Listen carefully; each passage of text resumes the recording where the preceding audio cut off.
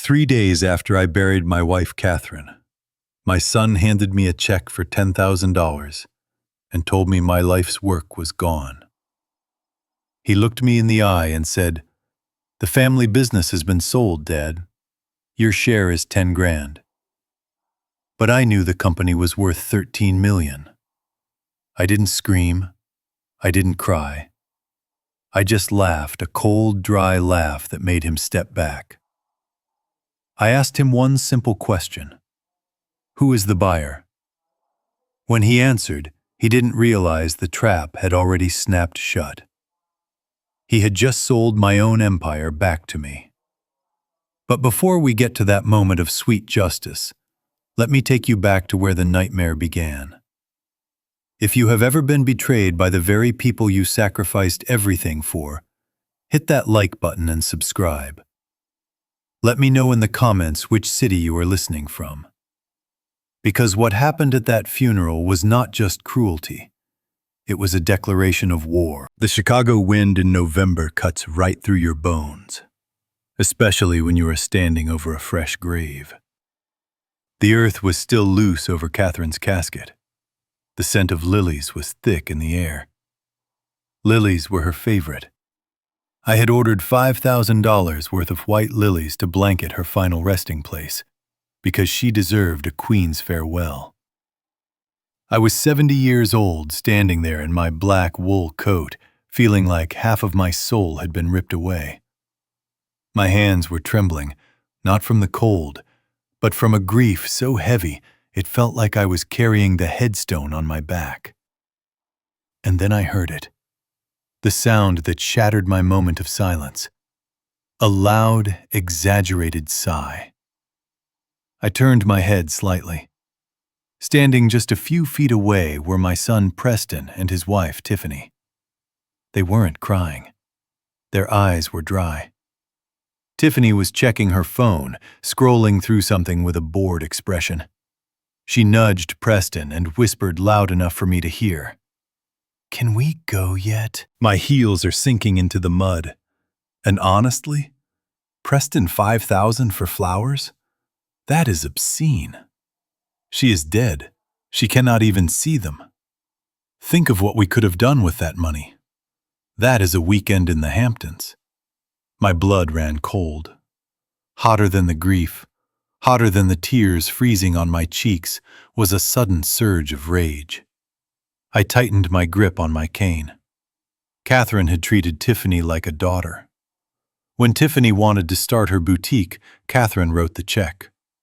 When Tiffany needed a shoulder to cry on because Preston was working late, Catherine was there.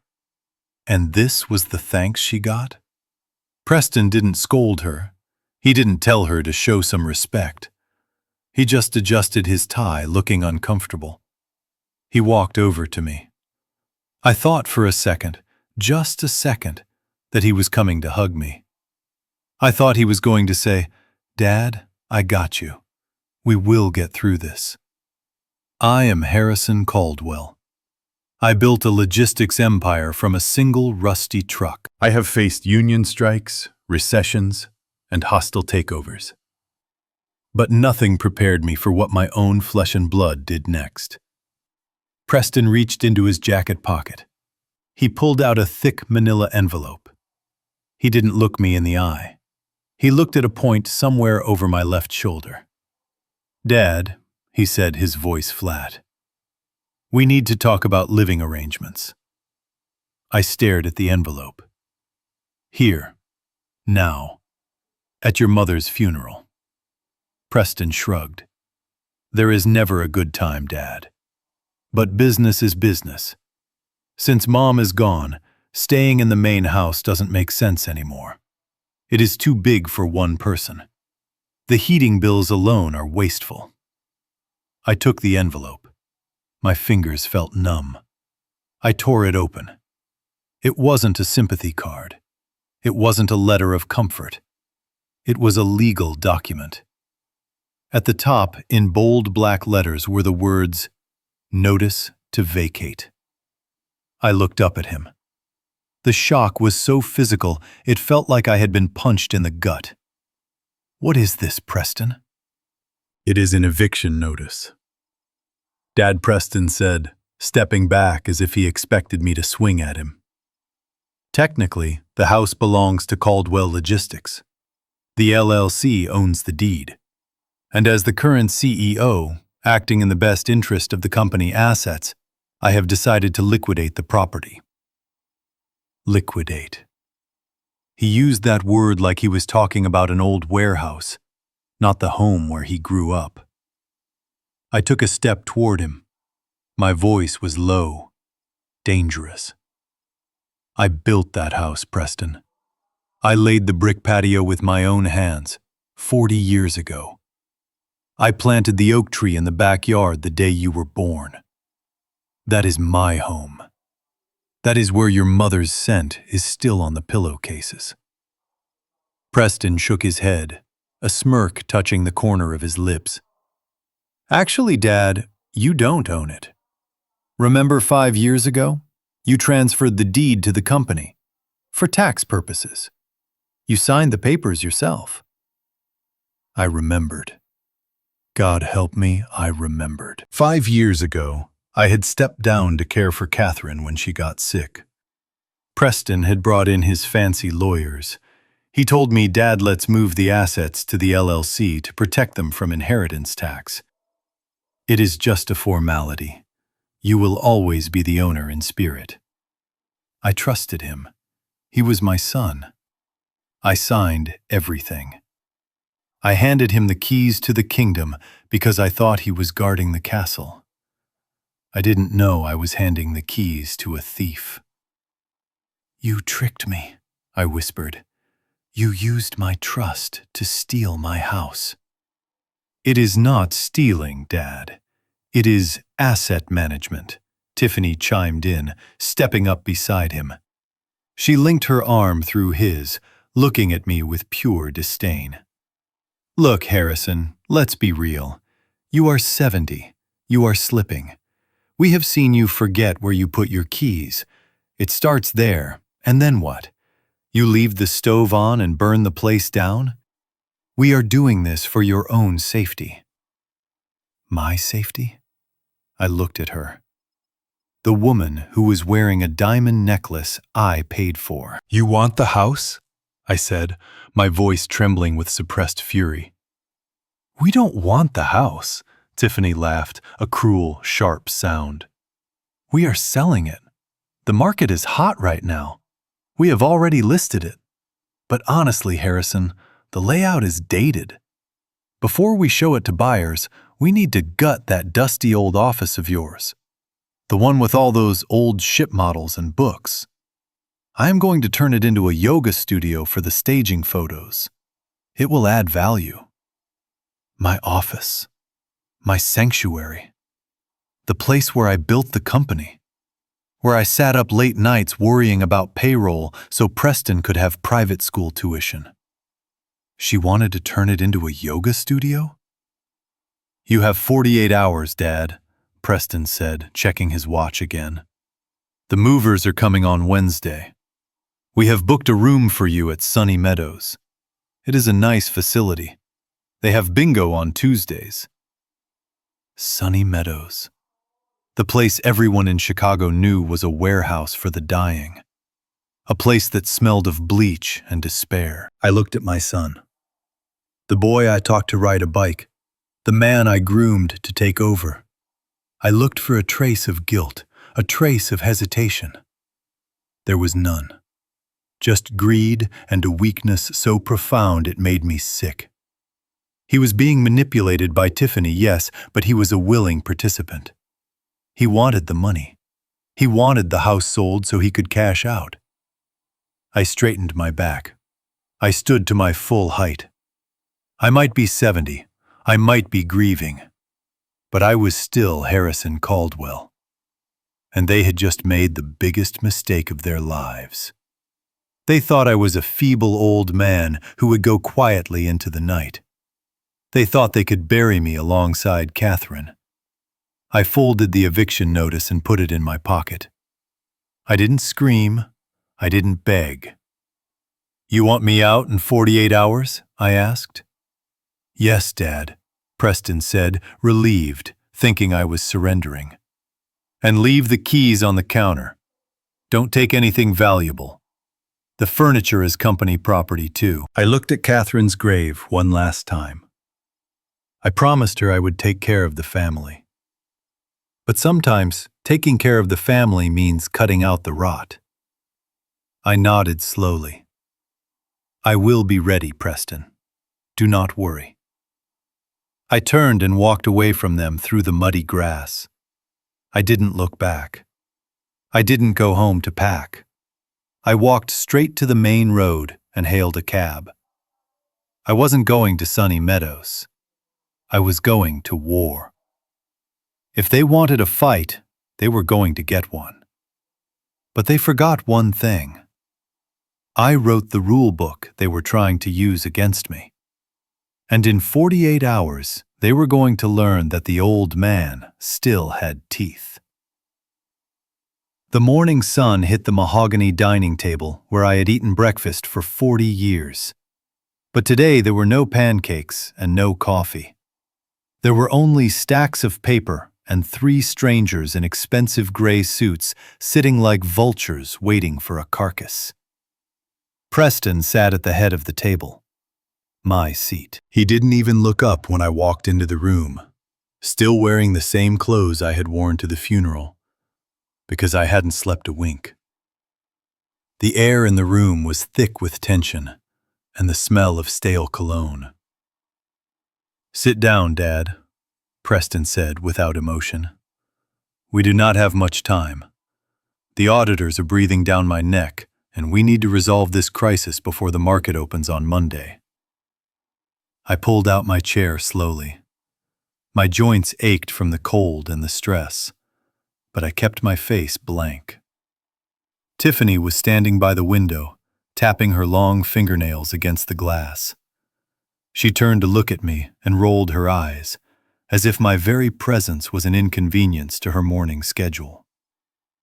Preston slid a heavy binder across the polished wood. It hit the center of the table with a heavy thud that sounded like a gavel. The cover was clear plastic, but the summary page was visible. It was a sea of red ink. "Read it," Preston commanded. "Or let me save you the trouble, since reading small print seems to be hard for you these days. Caldwell Logistics is bleeding. We are hemorrhaging cash, Dad. The quarterly report shows a net loss of $40 million. We are insolvent." I looked at him. $40 million. It was an impossible number. When I stepped down 5 years ago, the company had a reserve of $20 million and 0 debt. We owned our fleet outright. We owned our warehouses. I opened the binder. My hands were steady now. I wasn't looking at this as a father anymore. I was looking at it as the man who built the business from the ground up. I skipped the executive summary, which I knew Preston had written to manipulate me, and went straight to the operational expense ledger. My eyes scanned the columns. I have spent 45 years in the trucking industry. I can look at a manifest and tell you if a driver took a detour just by the mileage and fuel consumption. I know the price of tires, brake pads, and diesel fuel better than I know the names of my neighbors. And there it was, the lie. It was staring me right in the face in black and white. Fuel costs were up 300% from last year. I paused. I looked closer. 300%. In a year where global oil prices had stabilized and our fleet had been upgraded to hybrid engines 3 years ago specifically to cut costs. There was no physical way our trucks burned that much fuel, unless they were driving to the moon and back. I looked at the maintenance column. Replacement parts were listed at 4 times the market rate. I looked at the payroll. Consultant fees had ballooned to $5 million. This was not a business failing. This was a business being looted. Someone was siphoning money out of the company through inflated invoices and fake vendors. And that someone was sitting at the head of the table, looking at me with a mix of arrogance and pity. Preston saw me lingering on the page. He reached out and tapped the paper impatiently. "Don't bother analyzing it, Dad," he said, his voice dripping with condescension. "The market shifted. The new regulations killed us. You wouldn't understand. The industry has changed since you were in charge. Old school methods don't work anymore. We tried to save it, but the debt is too heavy. The banks are calling in the loans." He was lying through his teeth, but I didn't say a word. I didn't point out the impossible fuel costs. I didn't ask who these expensive consultants were. If I challenged him now, he would just claim I was confused or paranoid. He would use my anger as proof of my incompetence. I closed the binder slowly. "So what is the plan?" I asked quietly. Preston exchanged a look with the lawyers. He leaned forward, clasping his hands on the table. "There is only one way out. Bankruptcy is messy. It would destroy our name, and they would seize everything, including your personal assets. But I found a lifeline. A miracle, really." He pulled another document from his briefcase. This one was thinner. "There is a private equity firm called Nexus Capital. They specialize in distressed assets. I have been in talks with them for weeks, trying to save what I could. They are willing to buy Caldwell Logistics. They will assume the $40 million debt and take the company off our hands." "And the price I asked." Preston sighed, as if he was delivering tragic news. "Because of the debt, the equity is basically zero, Dad. They are buying the company for $1 plus the assumption of debt." $1. My life's work. "However," Preston added quickly, seeing the look on my face, "because I negotiated hard, they agreed to a goodwill payout for the founding shares." He slid a check across the table. It was the same amount he had mentioned at the funeral, $10,000. "This is it, Dad. This is all that is left of your empire. 10 grand. If we do not sign this deal by noon today, the bank forecloses and we get nothing. Absolutely nothing. You will be destitute." Tiffany walked over and stood behind him, resting her hands on his shoulders. "You should be thanking him, Harrison," she said sharply. "Preston has been up for 3 nights trying to fix your mess. If he hadn't found this buyer, you would be on the street with zero. At least with this, you can pay for a few months at the nursing home." I looked at the check. Then I looked at the contract. It was a total acquisition agreement. But the last page was the most important. It was a waiver of voting rights and a power of attorney transfer. "Sign here," Preston said, handing me a gold pen. "This gives me the authority to finalize the sale on behalf of the family trust. Once you sign this, you are free. No more stress, no more debt. You can just go rest." I held the pen. The weight of it felt familiar. I looked at the fuel cost line one last time in my mind. 300%. That money didn't vanish into thin air. It went somewhere, and I was going to find out where. But to catch a thief, you have to let him think he has gotten away with the crime. If I refused to sign, they would just declare me mentally unfit and do it anyway. That would take weeks, and I would be watched. But if I signed, if I played the defeated old man, they would stop watching me. They would get careless. I looked up at Preston. His eyes were wide with greed. He wasn't worried about the company. He was worried I wouldn't sign. "You really think this is the only way?" I asked, my voice sounding frail and tired. "It is the only way, Dad," Preston said softly. "Trust me." I uncapped the pen. I let my hand shake a little as I brought the tip to the paper. I saw Tiffany smirk. She was already mentally spending the money she thought this deal would hide. I signed my name, Harrison Caldwell. Preston snatched the paper away the second the ink touched the page. He didn't even wait for it to dry. The relief on his face was instant. He handed the document to the lawyer, who immediately put it in a briefcase and clicked the lock shut. "Done," Preston said, standing up. He didn't say thank you. He didn't say, "I am sorry." He just looked at his watch. Tiffany clapped her hands together. "Finally! Now we can move on. Harrison, the driver, is outside. He will take you to the motel we booked for you until the nursing home room is ready on Tuesday. We need the house empty by tonight for the cleaning crew." I stood up. I didn't take the check. I left the $10,000 sitting on the mahogany table. "I don't need your money," I said quietly. Preston laughed, a harsh, barking sound. "You will, Dad. You really will.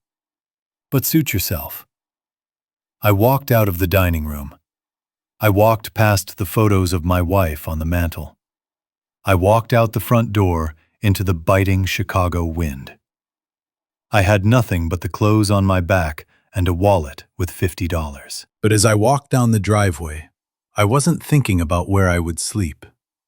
I was thinking about that fuel report. Preston thought he had just buried me. He thought he had signed my retirement papers.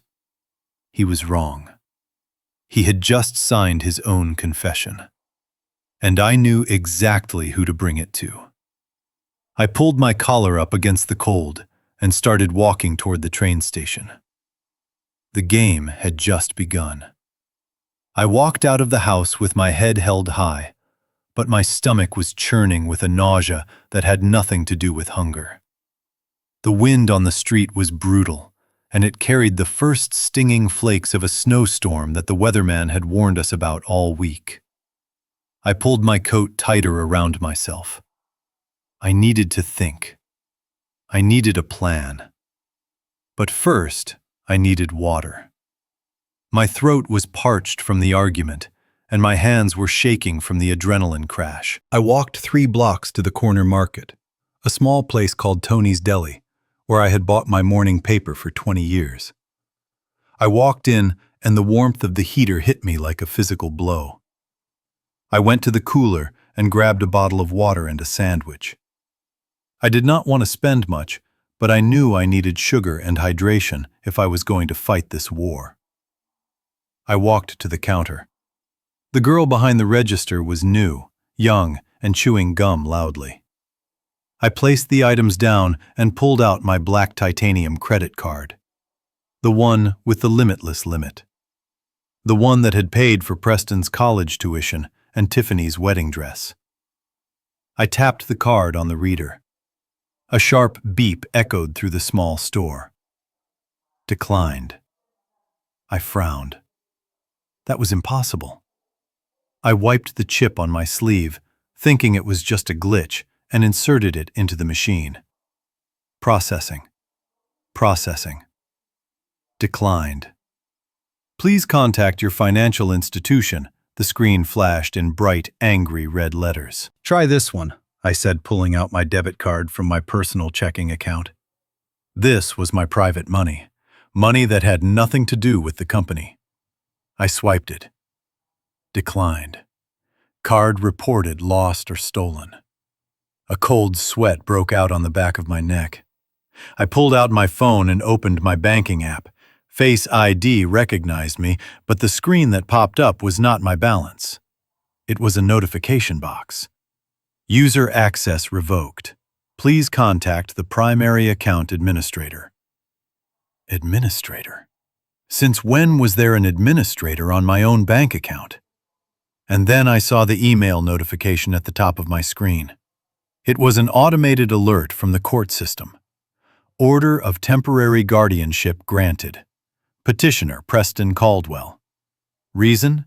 Incapacity due to advanced dementia. I stood there in the middle of the deli and felt the floor tilt beneath my feet. He had done it. He had actually done it. While I was grieving my wife, while I was planning her funeral, Preston had gone to a judge with those fake medical records he must have forged and declared me incompetent. He had not just stolen my company, he had stolen my legal identity. I was no longer Harrison Caldwell, the businessman. I was Harrison Caldwell, the ward of the state, and my son was my keeper. "Sir, are you going to pay for that?" the girl asked, snapping her gum. I looked at her. I looked at the sandwich I could not buy. I reached into my pocket and felt the single $50 bill I had left. My entire net worth was now $50. I paid for the water and the sandwich with cash. My hands were trembling so hard I almost dropped the change. I stepped back out into the cold. The snow was falling harder now, sticking to the pavement. I had to get back to the house. Not to sleep, but to get into my wall safe. I kept an emergency stash there, along with my passport and the original deed to the property. If I could get those, I had a chance. I walked as fast as my old legs would carry me. The wind bit at my exposed face. By the time I reached the driveway of my estate, I was gasping for air. The house loomed in front of me, dark and imposing. The lights were off downstairs, but the master bedroom, my bedroom, was blazing with light. I walked up the stone path I had laid with my own hands. I reached for the front door handle and slid my key into the lock. It stopped halfway. I pushed harder. It would not turn. I jiggled it, thinking maybe the cold had frozen the mechanism. But then I looked closely at the hardware. The brass was shiny. Too shiny. It was brand new. They had changed the locks. In the hour I had been gone, they had called a locksmith and sealed me out of my own life. I pounded on the door. "Preston, open this door. This is my house." Silence. The only sound was the wind howling through the old oak trees. I stepped back and looked up at the second floor. The curtains in the master bedroom parted. Tiffany was standing there. She was holding a glass of red wine. My wine. A vintage I had been saving for my 50th wedding anniversary. She looked down at me, shivering in the snow, and she did not look away. She took a slow sip of the wine, and then she smiled. It was a small, cruel smile that said everything. "You are nothing. You are nobody." She raised her hand and gave me a little wave. A wave you would give to a stranger passing by. Then she closed the curtains. I stood there staring at the closed window. The snow was gathering on my shoulders. I was locked out. No money, no ID, no home. That was when I heard the engine. A white van turned into the driveway. It had rust spots around the wheel wells, and the muffler was rattling loose. It was not a medical transport. It looked more like a dog catcher's truck. On the side, in peeling blue letters, were the words, "Sunny Meadows Assisted Living Facility." The van screeched to a halt right behind me, blocking my path to the street. The doors opened and two men stepped out. They were not wearing scrubs. They were wearing thick winter jackets, and they were big. They looked like bouncers from a cheap nightclub, not caregivers. One of them checked a clipboard while the other cracked his knuckles.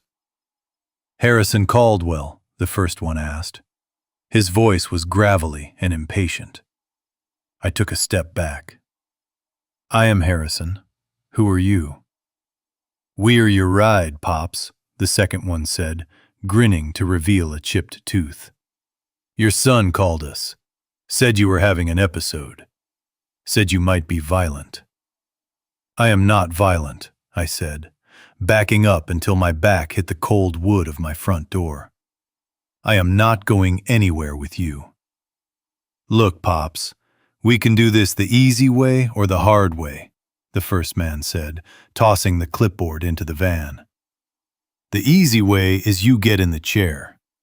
The hard way involves a sedative and restraints.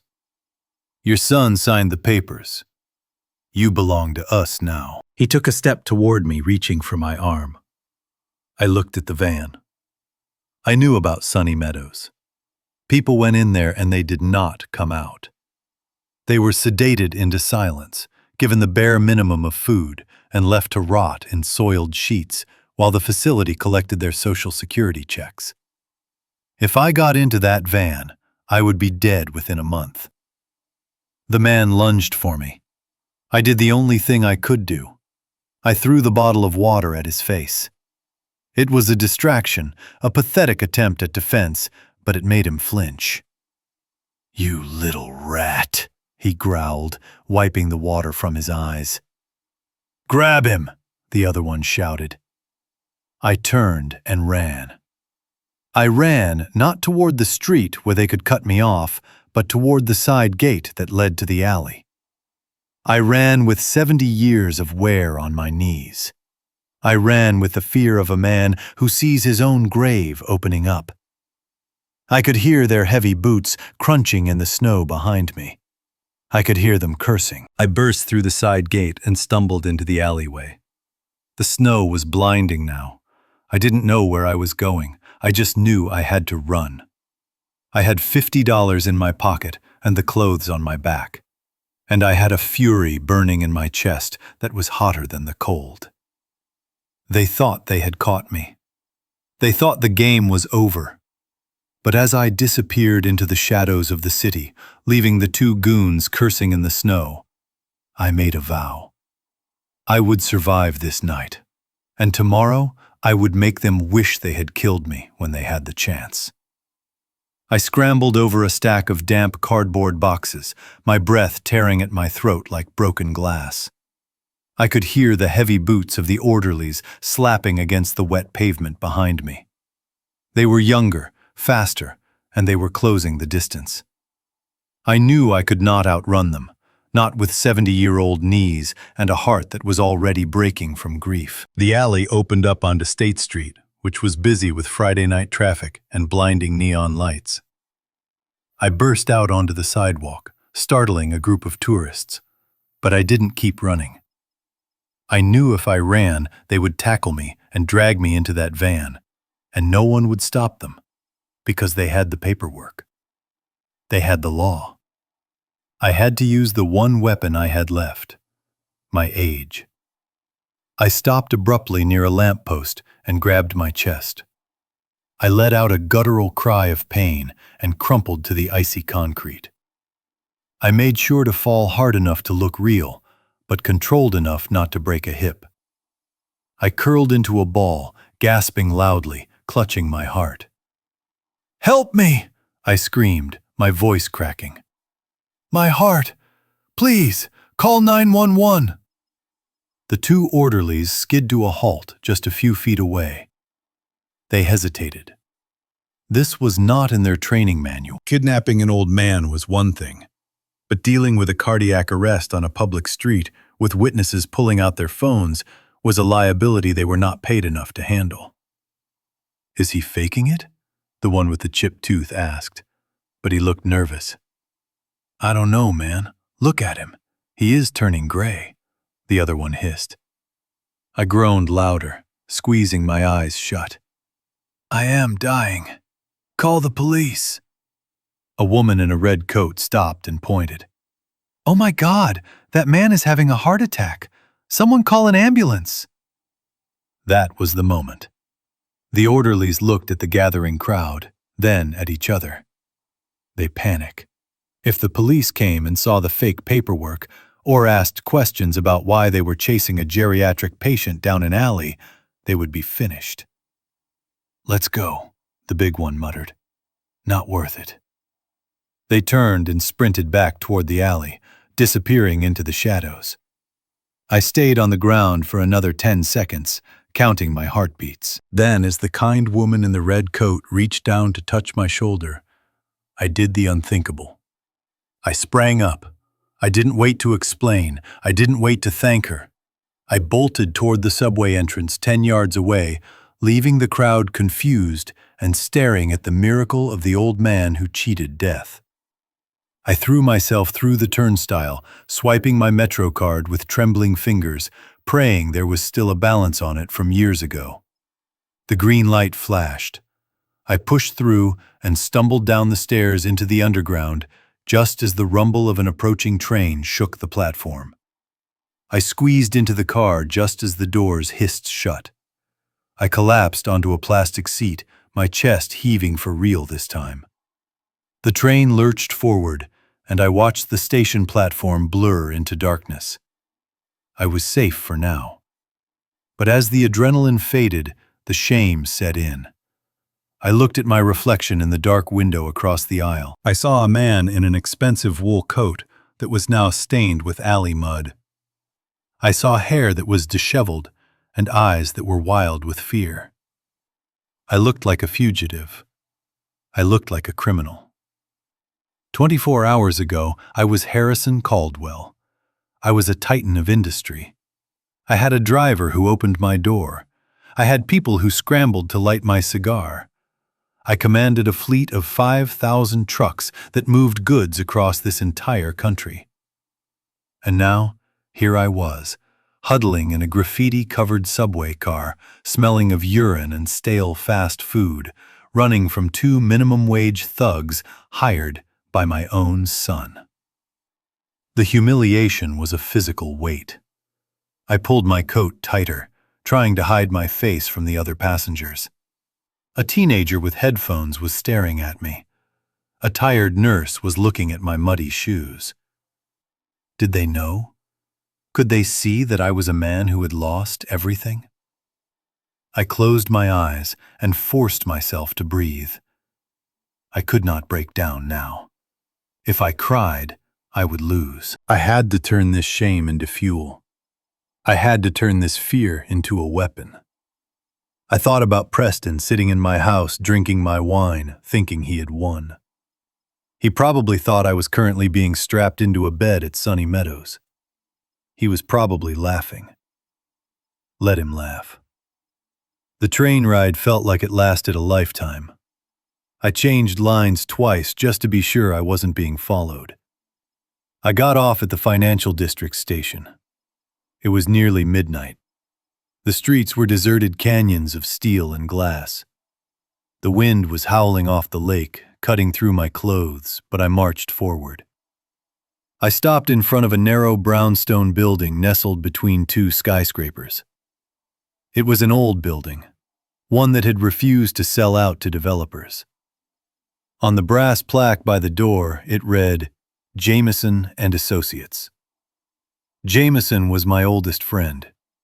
He was the only lawyer in Chicago I trusted because he was the only one who had never asked me for a favor. He was a workaholic, a man who lived in his office because he had nothing else.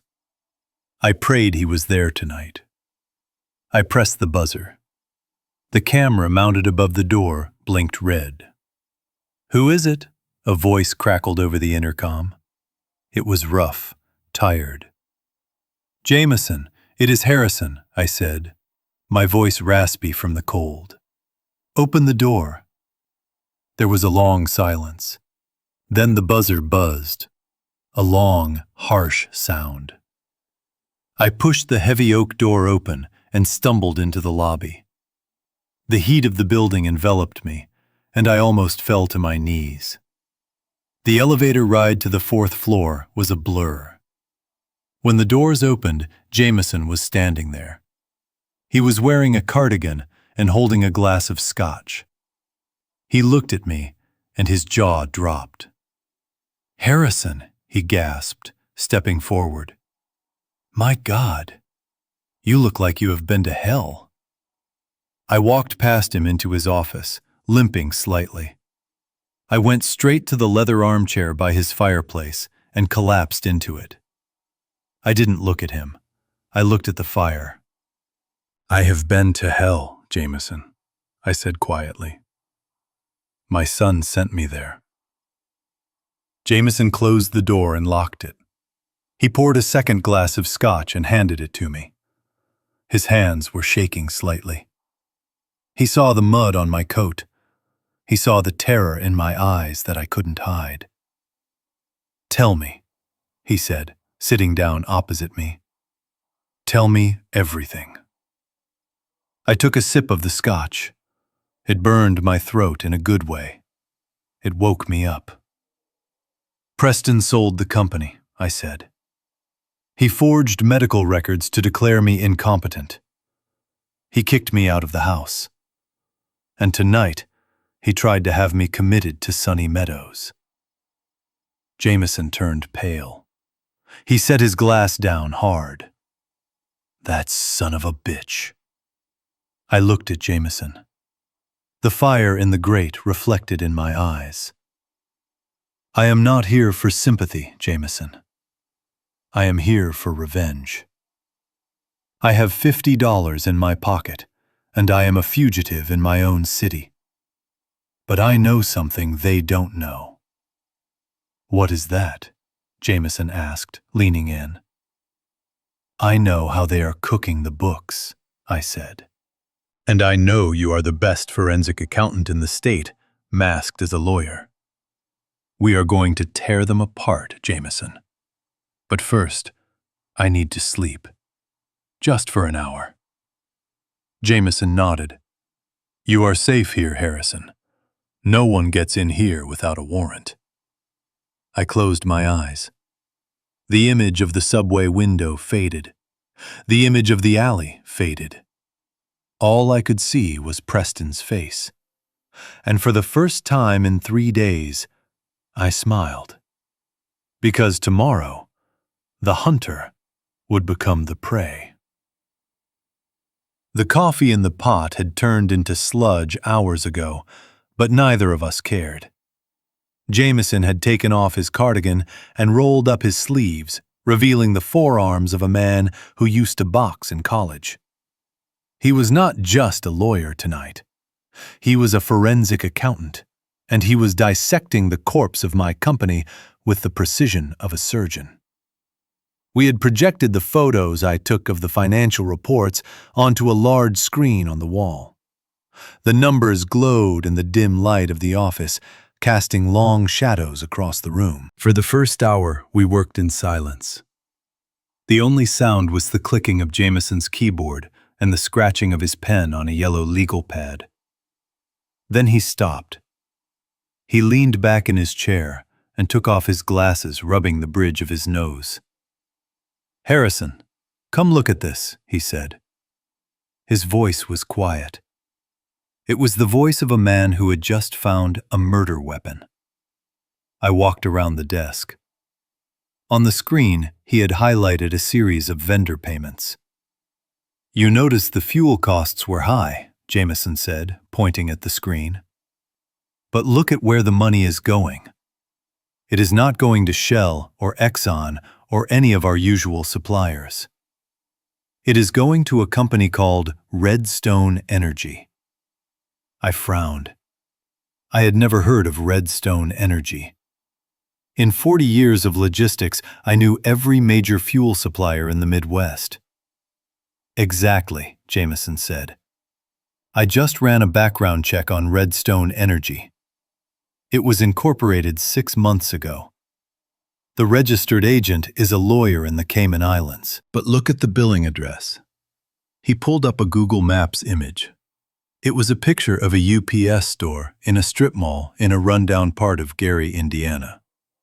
I felt a cold knot tighten in my stomach. My son was paying millions of dollars to a mailbox. "And it is not just fuel," Jameson continued. He started clicking through tabs rapidly. "Look at this, Blue Horizon Consulting, $4 million for software upgrades. Apex Maintenance Solutions, $3 million for fleet repairs. All of them, every single one of them was created in the last 8 months. He turned the screen toward me. These are not real companies, Harrison.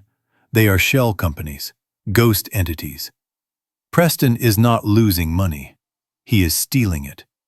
He is taking cash out of Caldwell Logistics, paying these fake vendors. And I guarantee you, if we dug deep enough, we would find that he controls the bank accounts associated with them. I stared at the screen. It was a bust-out scheme. It was the oldest trick in the book. You take a healthy company, you bleed it dry by paying fake invoices to yourself, and then you declare the company insolvent. You claim the business failed because of market conditions while you sit on a pile of cash in an offshore account. He is gutting it, I whispered. He is gutting the animal while it is still alive. It gets worse, Jameson said. He opened a new window. Remember that savior he found? Nexus Capital? The Arab fund he told you about? I nodded. The buyer who was going to save us from bankruptcy. I pulled their corporate registry from Delaware, Jameson said. His face was grim. Nexus Capital is not an Arab fund. It is not a fund at all. It is a single-member LLC formed 60 days ago. It has 0 assets.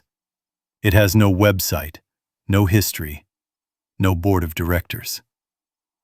Then who owns it? I asked, even though I was starting to suspect the answer. Jameson typed in a command to access the deeper registry files, which he had access to as a licensed attorney. The screen refreshed. The registered owner is a holding company called P Squared Ventures. P Squared, I repeated. P for Preston, and P for phony, Jameson added. Harrison, do you understand what he is doing? He is not selling the company to a stranger. He is selling it to himself. The realization hit me like a physical blow. Preston had manufactured a crisis. He made the company look like it was failing so he could force me to sell my shares for pennies. He was using the shell companies to lower the value, and then using Nexus Capital to buy the assets debt-free. He was going to steal the entire empire right out from under me, and he was going to use my own money to do it. He sat at my dining room table, I said, my voice trembling with rage. He sat there and told me he was saving the family legacy. He told me I was old and confused, and all the while, he was the one holding the knife. Jameson stood up and walked to the window, looking out at the city skyline.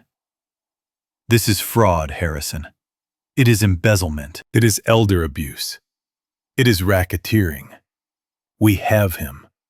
We have the paper trail. He turned back to me, his eyes shining with the thrill of the hunt. We can file an injunction tomorrow morning. We can freeze the sale. We can drag him into court and depose him. I can have forensic auditors tearing apart his life by Monday. We will get your house back. We will get the company back. It might take 2 years of litigation, but we will win. 2 years. I looked at the screen. I looked at the fake company names. I thought about Tiffany standing in the window sipping my wine.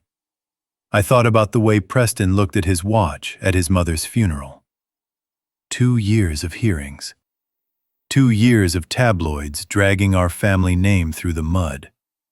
2 years of Preston playing the victim, claiming his father was senile. No, I said. Jameson blinked. What do you mean, no? Harrison, this is a slam-dunk legal case. I don't want a legal case, Jameson. I stood up and walked over to the fireplace. The fire had died down to embers, but there was still heat there. If we sue him, he will lawyer up. He will hide the money. He will drag this out until I am dead. And even if I win, the company will be destroyed by the scandal. I turned to face my friend. I don't want to sue him. I want to destroy him. Jameson looked at me, confused. Then how? You said Nexus Capital is for sale, right? It is a shell company buying distressed assets. Yes, Jameson nodded slowly. And Preston thinks he is the only one who knows the company is actually valuable. He thinks he is buying a dying horse that is actually a racehorse. Exactly. Then let's give him exactly what he wants, I said, a cold smile spreading across my face. He wants to sell Caldwell Logistics to Nexus Capital. Let him. But we are going to change who is sitting in the chair at Nexus. Jameson's eyes widened as he realized what I was suggesting. You want to buy Nexus? He whispered. I want to buy the buyer, I corrected. You said Nexus is a Delaware LLC. Ownership can be transferred privately.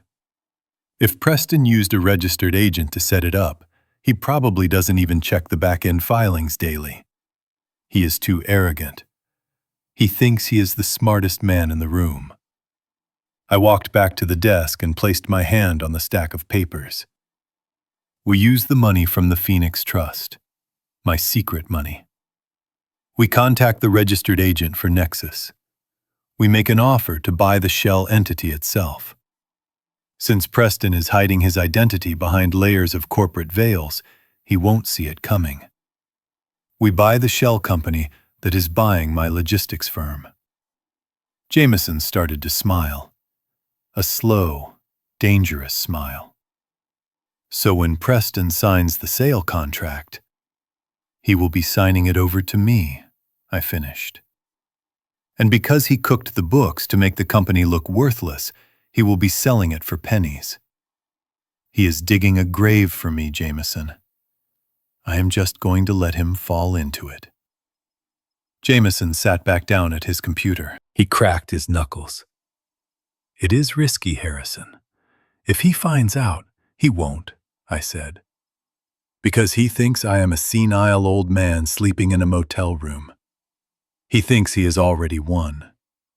That is his weakness. I checked my watch. It was 4 a.m. We have 48 hours before the closing dinner, I said. Can you do it? Can you buy Nexus Capital out from under him without him knowing? Jameson began typing furiously. For $25 million, Harrison, I can buy God himself. I will have the paperwork ready by sunrise. Good, I said. I sat back in the leather chair and closed my eyes. Jameson looked at me. You said you didn't want to wait 2 years. I opened my eyes. They were dry and hard as flint. No, I said. 2 years is for justice. I don't want justice. I want a massacre. I want to see the look on his face when he realizes he played himself. I want to ruin him in 2 weeks. And as the sun began to rise over the cold, gray city of Chicago, I knew that for the first time since Catherine died, I had a reason to live. I was going to teach my son one final lesson, and this one was going to cost him everything. Jameson looked at me with a mixture of admiration and concern from across his mahogany desk. The city lights outside had turned off one by one, leaving us in the pre-dawn grayness that felt heavy with anticipation. He leaned back in his chair, the leather creaking in the silence of the office. Harrison, he said softly, his voice raspy from the long night of work. I admire your fire. I truly do. But we need to be realistic about the mechanics of this. Buying a shell company, particularly one that is currently engaged in an active acquisition, is not like buying a gallon of milk. Even if Nexus Capital is just an empty vessel, the proxy owners holding it for Preston will want a premium. We are talking about immediate liquid capital, millions of dollars. You said your accounts were frozen.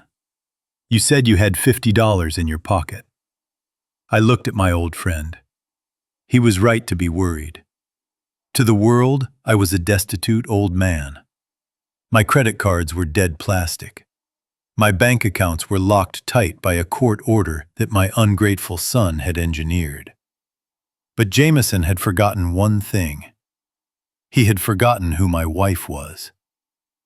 I reached into the inside pocket of my tattered wool coat. I did not pull out a checkbook. I pulled out a small black notebook. It was cheap drugstore stationery, the kind you buy for $1. The cover was worn smooth by years of handling, and the corners were bent.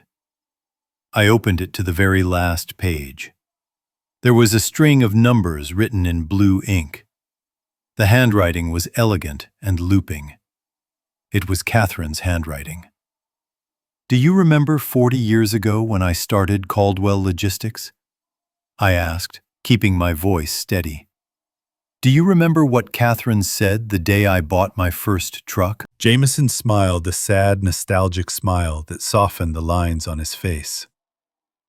"She said you were a dreamer, Harrison.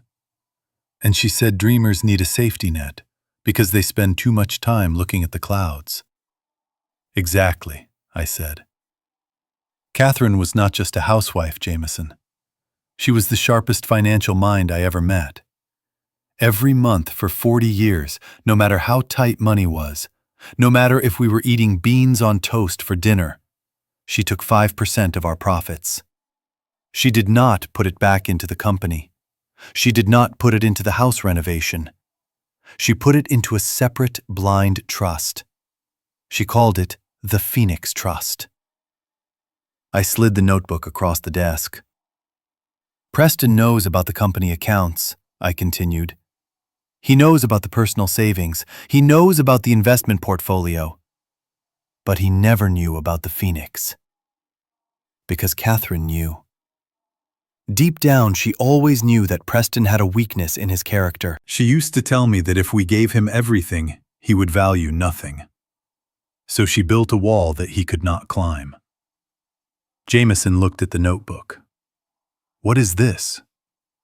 "It is an offshore trust account," I said.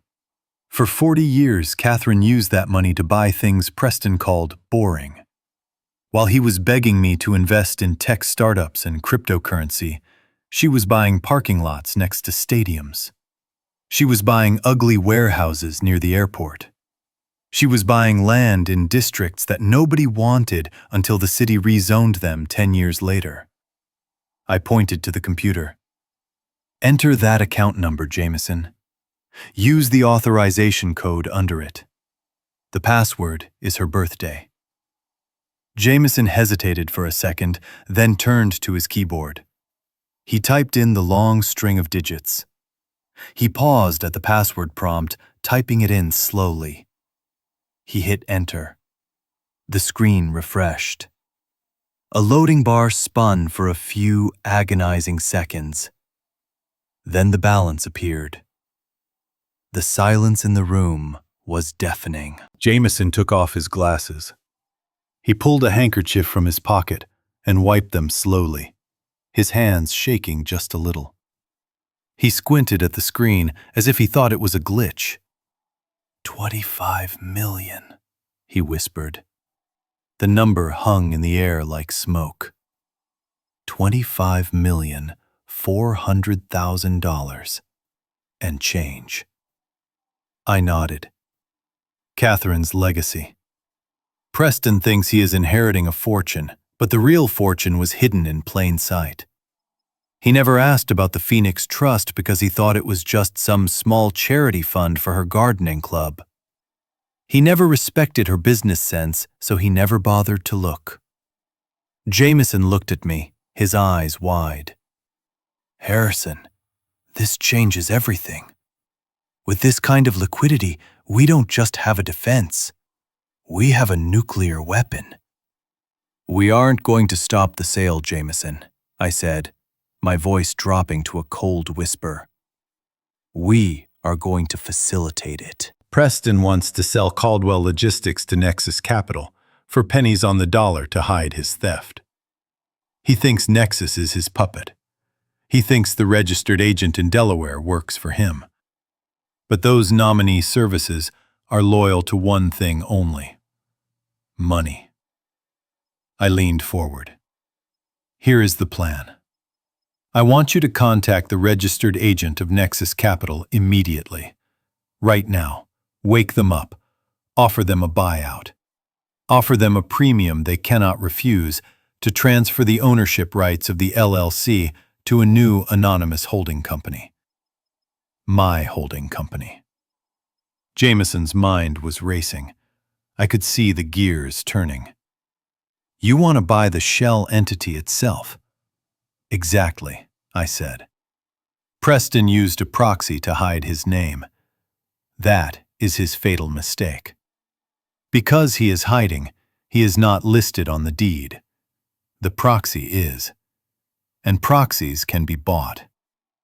If we buy the shell company before the closing dinner tomorrow night, we become the entity that Preston is selling to. But won't he check? Jameson asked. Won't he see the transfer? I shook my head. He is too arrogant. He is currently popping champagne bottles and planning his vacation. He thinks I am defeated.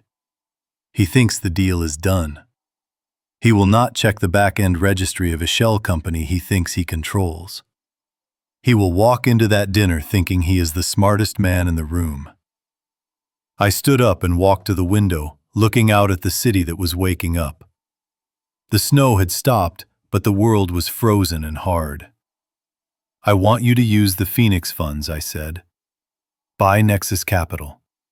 Pay whatever bribe is necessary to expedite the paperwork. I want that company in my name by noon today. Jameson began typing furiously. His fatigue was gone, replaced by the adrenaline of the kill. I am drafting the offer now. We will structure it through a triple-blind trust so your name won't appear until you want it to. Good, I said. Jameson stopped typing for a second and looked up at me. Harrison, are you sure about this? Once we do this, there is no going back. You will be buying your own company back, but you will be destroying your son in the process. He will go to prison for the fraud he committed. I looked at my reflection in the glass. I looked old, tired, but my eyes were clear. My son died the day he looked at me at his mother's funeral and handed me an eviction notice. I said quietly, "The man walking around with his face is just a stranger who broke into my home." I turned back to Jameson. Make the call. Buy it. I want to become the owner of the gun he is pointing at my head. And when he pulls the trigger, I want him to realize too late that the barrel is pointing back at him.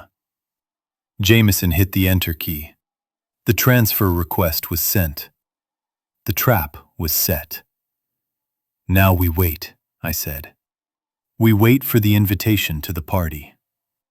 Jameson had the phone on speaker, and the voice crackling from the other end was slippery like used engine oil. The man was a registered agent in Delaware, a professional shade who made a living setting up paper companies for people who wanted to hide.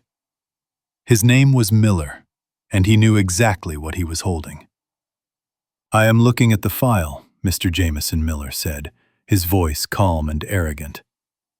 Nexus Capital was set up 60 days ago as a blank check vehicle. Standard operating procedure. But I see activity here. There is a pending acquisition contract attached to the entity. Someone is using this shell to buy a logistics firm in Chicago. If you want to buy the shell itself, you are disrupting an active deal. That costs extra. I sat in the leather chair, gripping the armrests so hard my knuckles turned white. My phone was vibrating on the desk in front of me. It was Preston again. I glanced at the screen. It was a text message. Dad, answer the phone. The police have issued a silver alert. They are looking for a confused elderly man in a black coat. Don't make them handcuff you. Just tell me where you are. I felt a surge of bile rise in my throat. A silver alert. That was for dementia patients who wandered off and got lost in snowstorms. He had actually done it. He had weaponized the police force against his own father. Every siren I heard outside the window made my heart hammer against my ribs. If a patrol car spotted me leaving this building before the deal was done, it was over. They would drag me to Sunny Meadows and sedate me before I could say a word. Jameson looked at me, his eyes darting to my phone and then back to the speaker. "Mr. Miller," Jameson said, keeping his voice steady, "we are aware of the pending transaction. That is why my client wants to acquire the entity. We are prepared to offer $50,000 for the transfer of ownership. That is 5 times your standard fee."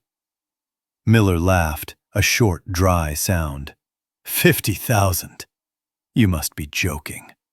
The underlying asset being targeted by Nexus is valued at $13 million.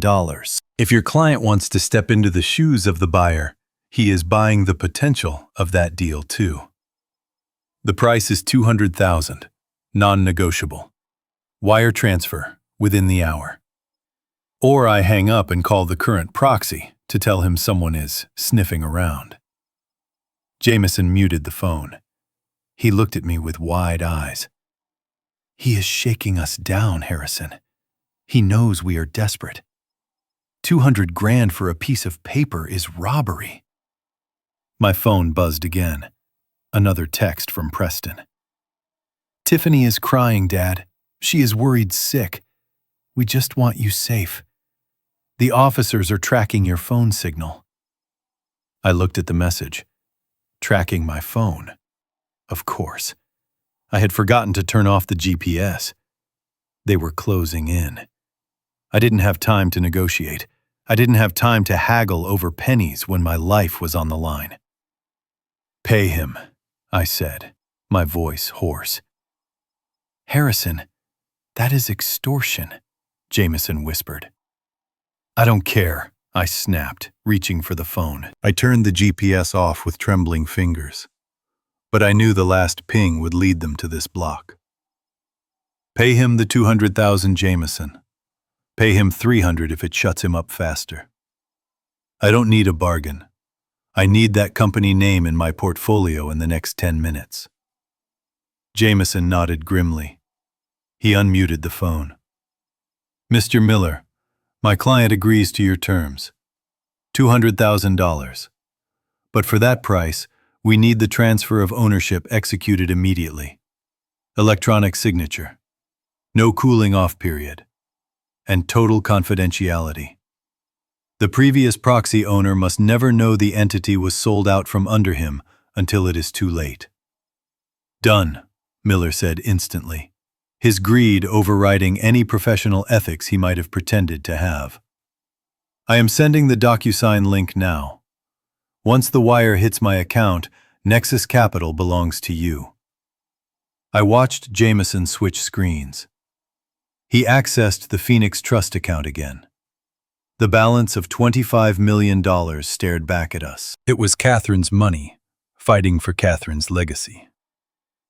Jameson typed in the wire instructions. The amount was entered. $200,000. He hit send. The room went silent. The only sound was the humming of the computer server and the wind rattling the window pane. I stood up and walked to the window, peering through the blinds.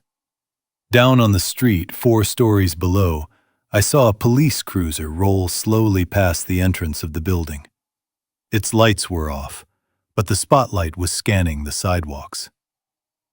"They are here," I whispered. Jameson didn't look up. "Processing," he said. "Come on, come on." My phone buzzed again. This time it wasn't a text. It was a voicemail. I didn't answer, but I watched the transcription appear on the screen. "Harrison, this is Detective Miller from the Chicago PD. Your son is very worried about your mental state. We have a ping on your phone near the financial district. If you can hear this, please stay where you are. We are here to help." Help. They were there to help me into a cage. Jameson's computer made a cheerful chime sound that seemed out of place in the tension of the room.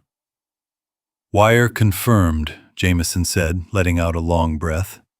Payment received. A second later, an email popped up on the main screen. It was from Miller, the registered agent. Subject: Transfer of Ownership Certificate, Nexus Capital LLC. Jameson clicked the attachment. It was a PDF document legally binding in the state of Delaware. It stated clearly that all rights, titles, and interests in Nexus Capital LLC were now the property of Phoenix Holdings, a blind trust controlled by Harrison Caldwell. "We did it," Jameson said, leaning back in his chair, his shirt soaked with sweat. "You own it, Harrison. You own the shell company." I walked back to the desk and looked at the document. It was just a piece of digital paper, but it weighed more than the building we were standing in. "Preston doesn't know," I said quietly. "No," Jameson shook his head. "The beauty of the Delaware system. The public records won't update for days. As far as Preston knows, he is still selling the company to the anonymous investors he set up. He has no idea that the man he is hunting down with police dogs is the man signing his paycheck." I picked up my phone. The notifications were piling up. Missed calls, fake pleas for mercy, threats veiled as concern. I looked at Preston's contact photo. It was a picture of us fishing 5 years ago. He was smiling, holding up a bass. I looked happy. I looked like a father who was proud of his son. I deleted the photo. "You can call off the dogs, Preston," I thought. "I am not lost. I know exactly where I am. I am the owner of the company you are trying to steal." I looked at Jameson. "Draft the final purchase agreement," I said. "The one Preston is going to sign tonight at the party. Keep all the terms he negotiated, the low price, the kickback, everything. Make it look exactly like the document he is expecting. But I want you to add one clause, Jameson. A quiet little clause on page 40. "What clause, Jameson?" asked, his fingers poised over the keyboard. "A clawback provision," I said, my eyes narrowing. "If the seller is found to have engaged in any financial malfeasance prior to the sale, the buyer reserves the right to terminate the seller's employment immediately and seize personal assets to cover damages." Jameson smiled. "That is standard in some contracts. He won't even blink at it, because he thinks he controls the buyer. He thinks he is safe." "Exactly," I said. "He thinks he is selling to a friend. He is selling to a judge, jury, and executioner." I put my phone in my pocket. The police cruiser had moved on. The danger had passed for the moment. I had the company. I had the money. And now I had the trap. Tonight, Preston was going to walk into the Ritz-Carlton feeling like a king. He was going to sell his father's legacy for 30 pieces of silver, and I was going to be there to hand him the pen. I sat down in the chair and closed my eyes for the first time in 20 hours. I wasn't tired anymore. I was ready. The game was set. The pieces were moving. And the king was about to fall. My phone vibrated against the hard surface of Jameson's desk. It was a rhythmic buzzing that sounded like a warning siren in the quiet office. I looked at the screen.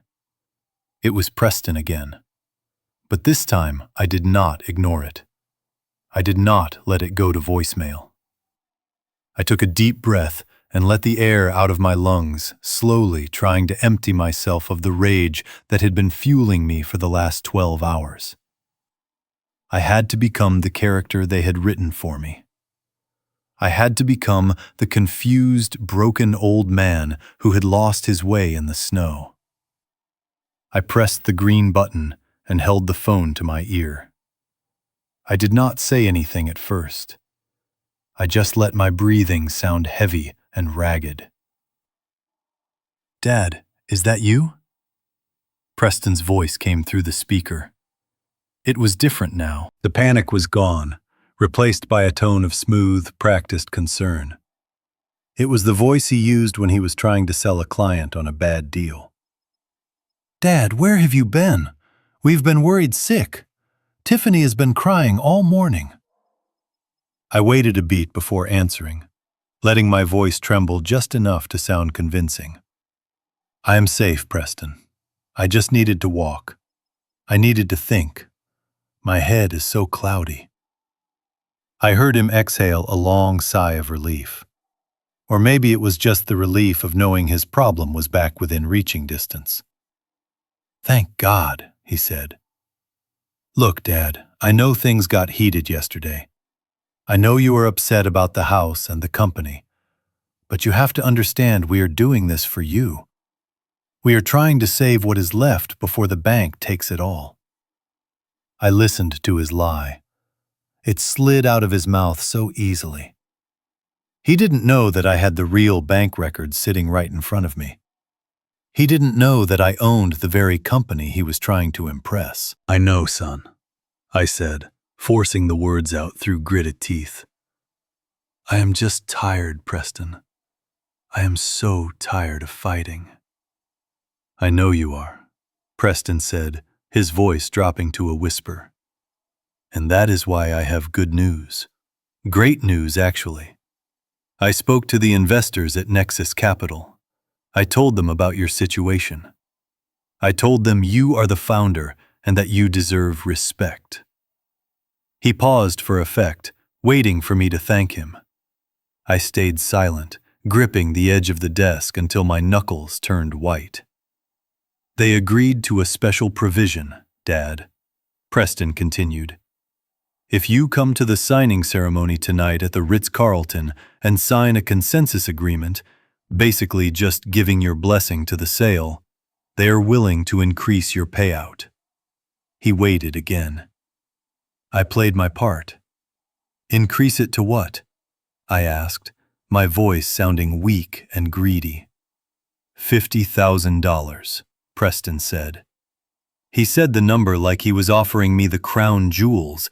Instead of 10,000, you walk away with 50,000. That is enough to get you the premium suite at Sunny Meadows. You could have a view of the garden. All you have to do is show up, shake a few hands, and sign the paper. It is just for optics, Dad. They want to see a united family. $50,000, the price of a mid-range sedan. That was what my life's work was worth to him. That was the price of my dignity. He was buying my silence with crumbs from the loaf of bread he had stolen from my table. I closed my eyes. The old Harrison Caldwell would have screamed. He would have told him to go to hell. But the new Harrison, the one who played the long game, knew better. 50,000, I repeated slowly, as if I was processing a complex equation. That is a lot of money, Preston. It is a fortune, Dad, he urged. But you have to be there tonight. 7 o'clock, the Ritz-Carlton ballroom. Can you make it? Do you need me to send a car? No, I said quickly. I don't want a car. I will find my own way. I want to arrive on my own terms. Okay, fine, Preston said. Just be there. And Dad, please try to pull yourself together. These are serious people. We need to look professional. I will be there, Preston, I said. I promise. I hung up the phone. The silence returned to the office, but the air felt charged with electricity. Jameson looked at me from across the room. He didn't say anything, but he raised an eyebrow. He offered me $50,000, I said, my voice flat, to sign away $13 million. Jameson shook his head. He thinks you are desperate. I am desperate, I said, standing up. Desperate to see the look on his face when the curtain falls. My phone buzzed again. This time it was a text message. I looked down. It was from Tiffany. Of course she couldn't let Preston handle it alone.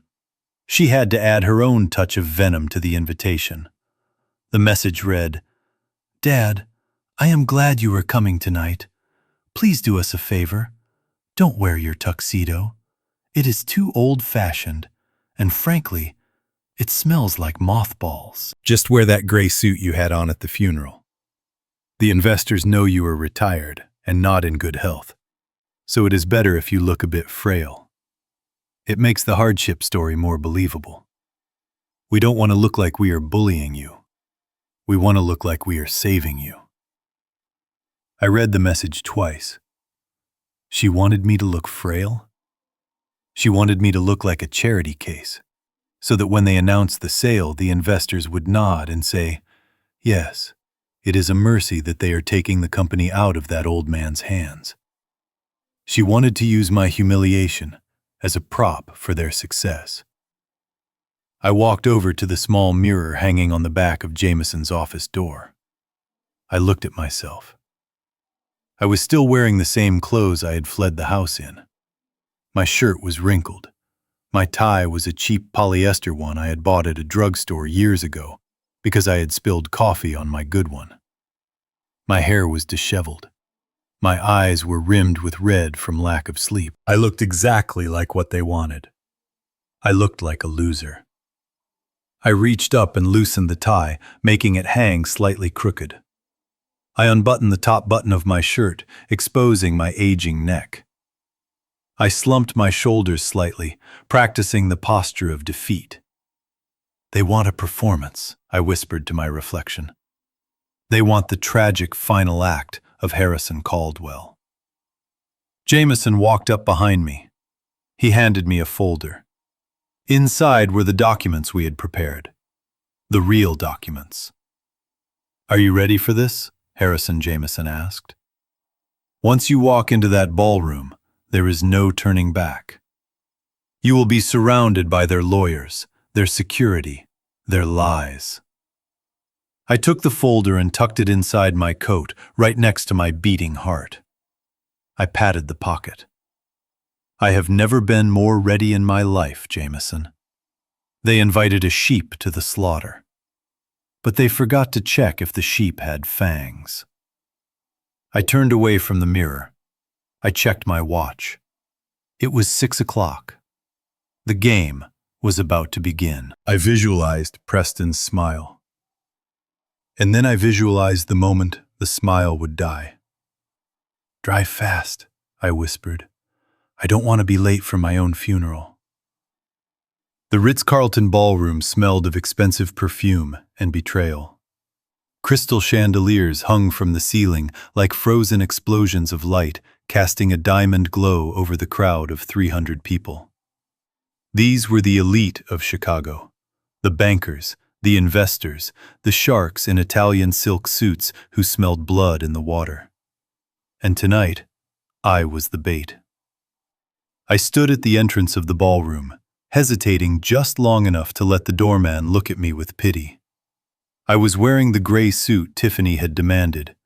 It was 2 sizes too big for me now because grief had eaten away at my appetite for the last month. I had deliberately left the top button of my shirt undone, and I had rubbed my eyes until they were red and watery. I hunched my shoulders, curving my spine to lose 3 inches of height. I was no longer Harrison Caldwell, the titan of industry. I was Harrison Caldwell, the tragic cautionary tale. Tiffany spotted me first. She was wearing a red dress that cost more than my first house. She cut through the crowd like a knife, her smile bright and terrifying. She hooked her arm through mine, but her grip was like a vice. "You actually came," she hissed into my ear while beaming at a passing senator. "And look at you. You look pathetic, Harrison. Perfect. Just try not to drool on anyone." She pulled me into the center of the room. Preston was there, holding a glass of champagne and holding court with a group of potential investors. When he saw me, his eyes lit up. Not with love, but with the excitement of a magician who is about to perform his best trick. Everyone he announced, his voice booming over the gentle jazz music. "My father has arrived." The conversation in the room died down. 300 pairs of eyes turned to look at me. I saw the whispers start behind raised hands. I saw the shaking of heads. Preston walked over and put a heavy hand on my shoulder. He squeezed it tight. "Dad, I am so glad you could make it," he said loud enough for the back of the room to hear. "I was just telling everyone about the transition. I know it has been a hard year for you. I know things have gotten fuzzy." He turned to the crowd, his face arranging itself into a mask of dutiful sorrow. "It is heartbreaking, really," Preston said, addressing the room. "My father built this company from nothing. But age comes for us all. In the last year, he made some unfortunate decisions. Bad investments, forgotten accounts. We nearly lost everything because of his condition. I stood there and let him paint me as the villain of my own life. I let my jaw hang open slightly. I let my hands tremble at my sides. But Preston continued, raising his glass. "That is why tonight is a celebration. We have found a partner to save the legacy. We are stepping in to correct the mistakes and ensure that Harrison is taken care of for the rest of his days." A ripple of applause went through the room. They were clapping for him. The savior son, the martyr who was cleaning up the mess of his senile father. Tiffany handed me a glass of water. "Here, Dad," she said loudly. "Don't spill it." I took the glass and deliberately let it slip through my fingers. It shattered on the marble floor with a loud crash. Water splashed onto the shoes of a man standing nearby. "Oh, God," Preston sighed, playing the role perfectly. He snapped his fingers at a waiter. "Someone clean this up. I am so sorry, everyone. He is having a bad day." I looked down at the broken glass. I mumbled an apology, my voice weak and thready. "I am sorry. I didn't mean to. My hands, they don't work like they used to." "Poor old thing," a woman in pearls whispered near me. "It is a kindness that they are putting him in a home." I swallowed the rage that tasted like bile in my throat. "Keep talking," I thought. "Keep pitying me. Every insult you throw is just more fuel for the fire I am about to light." Preston guided me away from the mess, steering me toward a private table set up on a raised platform at the front of the room. Seated there was a man in a dark suit. He was bald, with a sharp face and glasses that reflected the light. He looked like a ruthless corporate executioner. This was the man I had hired. His name was Mr. Sterling, but to everyone in this room, he was the feared representative of Nexus Capital. He was an actor I had found through a casting agency in New York, and I had paid him $10,000 to fly here and play the role of a stone-cold buyer. Dad, Preston said, pushing me into a chair. "This is Mr. Sterling. He represents the new owners. He is the one saving us." Sterling looked at me. His face was unreadable. He didn't blink. He extended a hand. "Mr. Caldwell," he said, his voice devoid of emotion. "It is an honor to finally meet the man behind the myth." I reached out and shook his hand. I squeezed it twice. The signal. "Thank you," I mumbled. "Thank you for helping my boy." Preston leaned in close to Sterling. He lowered his voice, but I heard every word. "Don't worry about the old man," Preston whispered. "His brain is mush. He doesn't even know what day it is. He will sign whatever you put in front of him. Just get the papers ready. I want this done before he has another accident." Sterling nodded slowly. "I understand, Mr. Caldwell. We have the documents prepared exactly as you requested." Sterling reached down and opened a black leather briefcase. The sound of the latches clicking open echoed in the sudden silence of the room. The guests had gathered around the platform, sensing the climax of the evening. They wanted to see the torch passed. They wanted to see the old king abdicate his throne.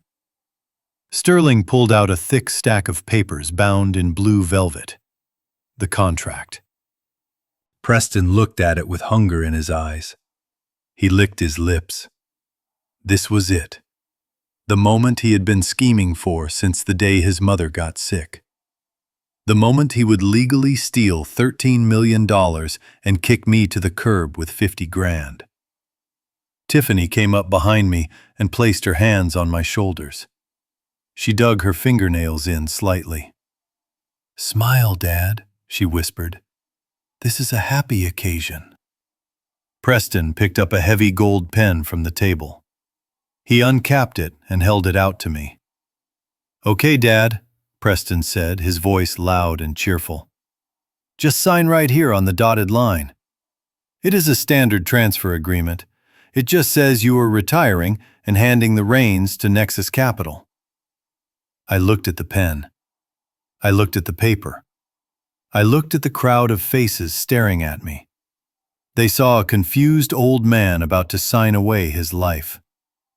I reached out and took the pen. My hand shook violently. "Where?" I asked, my voice quavering. "Where do I sign?" "Right there," Preston said, pointing to the line marked Seller. "Just put your name there and you can go rest. We have the car waiting to take you to Sunny Meadows." I held the pen over the paper. The tip hovered inches from the line. I looked up at Sterling. The actor gave me the slightest nod. Then I looked at Preston. I stopped shaking. I sat up straight. The confusion vanished from my eyes like smoke in a strong wind. I gripped the pen firmly. Preston frowned. He saw the change. He saw the steel return to my spine. "Dad?" he asked uncertainly. "What are you waiting for?" "I am just reading the fine print, son," I said, my voice clear and strong. It rang through the ballroom without a microphone. "Fine print?" Preston laughed nervously. "You can't even read the menu, Dad. Just sign it." "No," I said. I placed the pen down on the table with a deliberate click. "I don't think I will." The room went deadly silent. Tiffany's grip on my shoulder tightened. "What are you doing?" she hissed. "Pick up the pen." I stood up. I buttoned my jacket. I smoothed my tie. I looked out at the crowd, and for the first time all night, I looked like Harrison Caldwell.